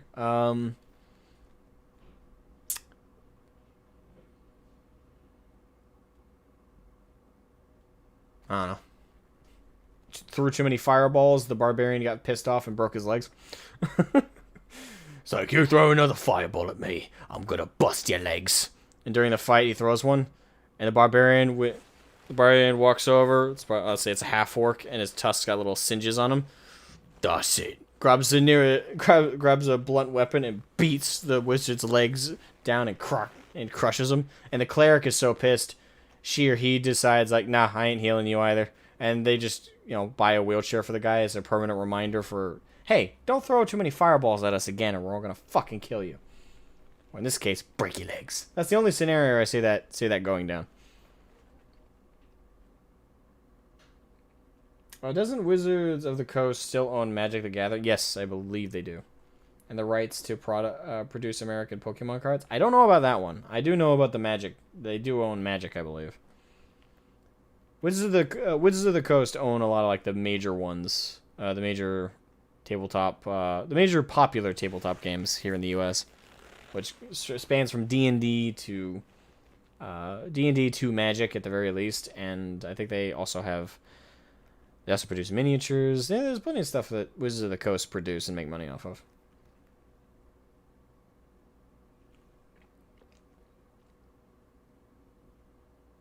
But I don't know. I don't know about the Pokemon card thing. Maybe, but I don't know.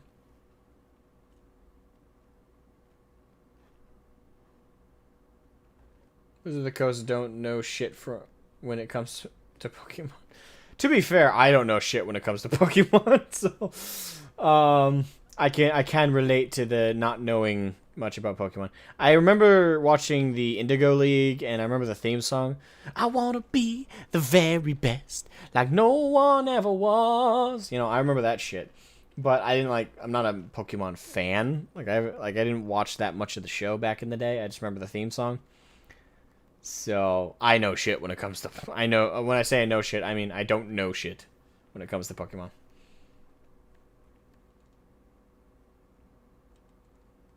Oh, they don't own shit. Okay.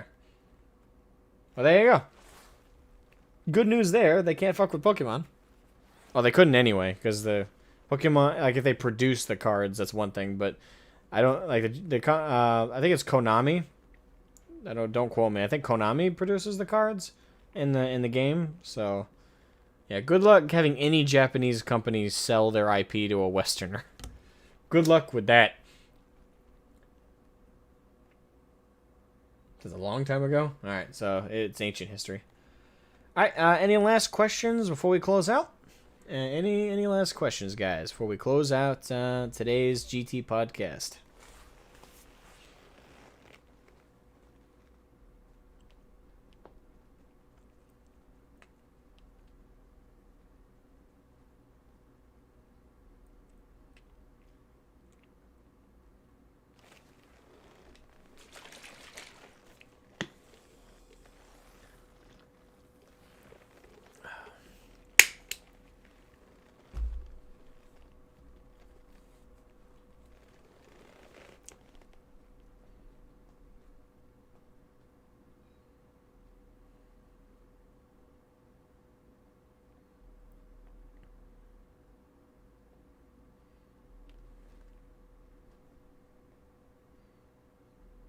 Gandalf the Based.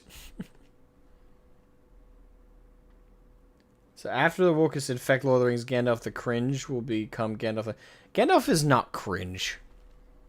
Gandalf is based. He'd become cringe.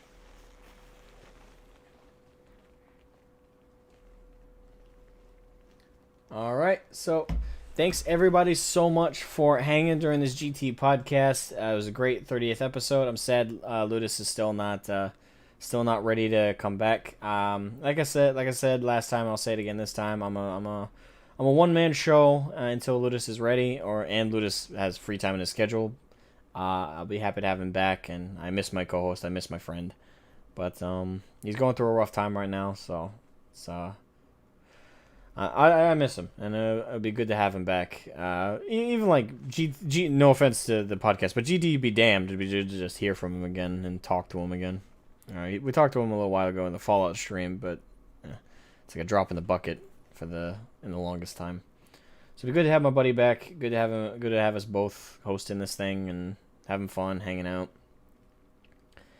And yeah, and if you want to support the podcast, support me, support the channel, please subscribe. I do one podcast every week. I'm trying to do them Mondays or Tuesdays.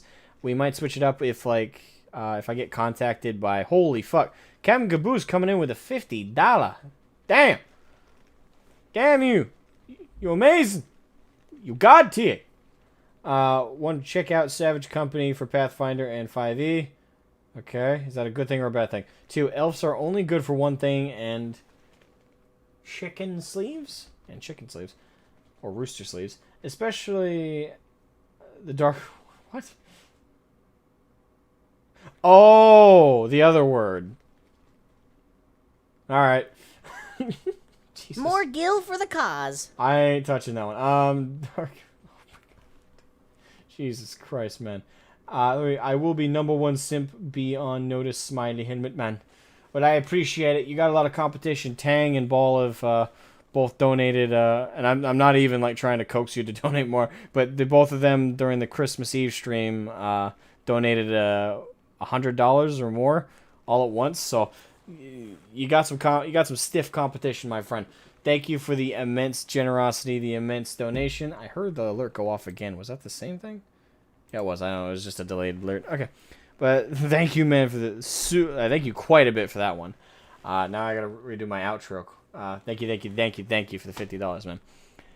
Yeah, but like I said, if you guys want to support the podcast, want to support the channel, please subscribe.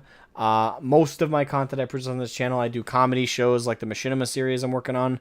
I do live stream gaming quite a bit, although I'm gonna turn that down after I finish Endwalker, because there's a lot of videos I'm trying to get out. I'm working on the next 40K in a nutshell.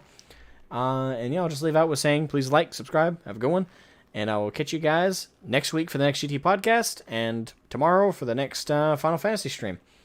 And hopefully soon you guys will see more of the Machinima videos starting to go up more and more. Those take a lot of time to produce, though. So, anyway, have a good one. Have a good one. Love you guys. Catch you guys later. Bye-bye. More gil for the cause.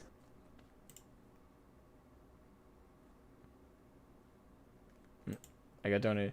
Tang! Right before I close out. Tang donated $50. $50 and 1 cent. $50 and 1 cent over Streamlabs. I shall not be undone. It's like one-upping somebody on the market board in WoW, or on the market board in FF. Such 1 gil or 1 gold less, or one copper less, 1 bronze, whatever. Have a good one, guys. Bye bye.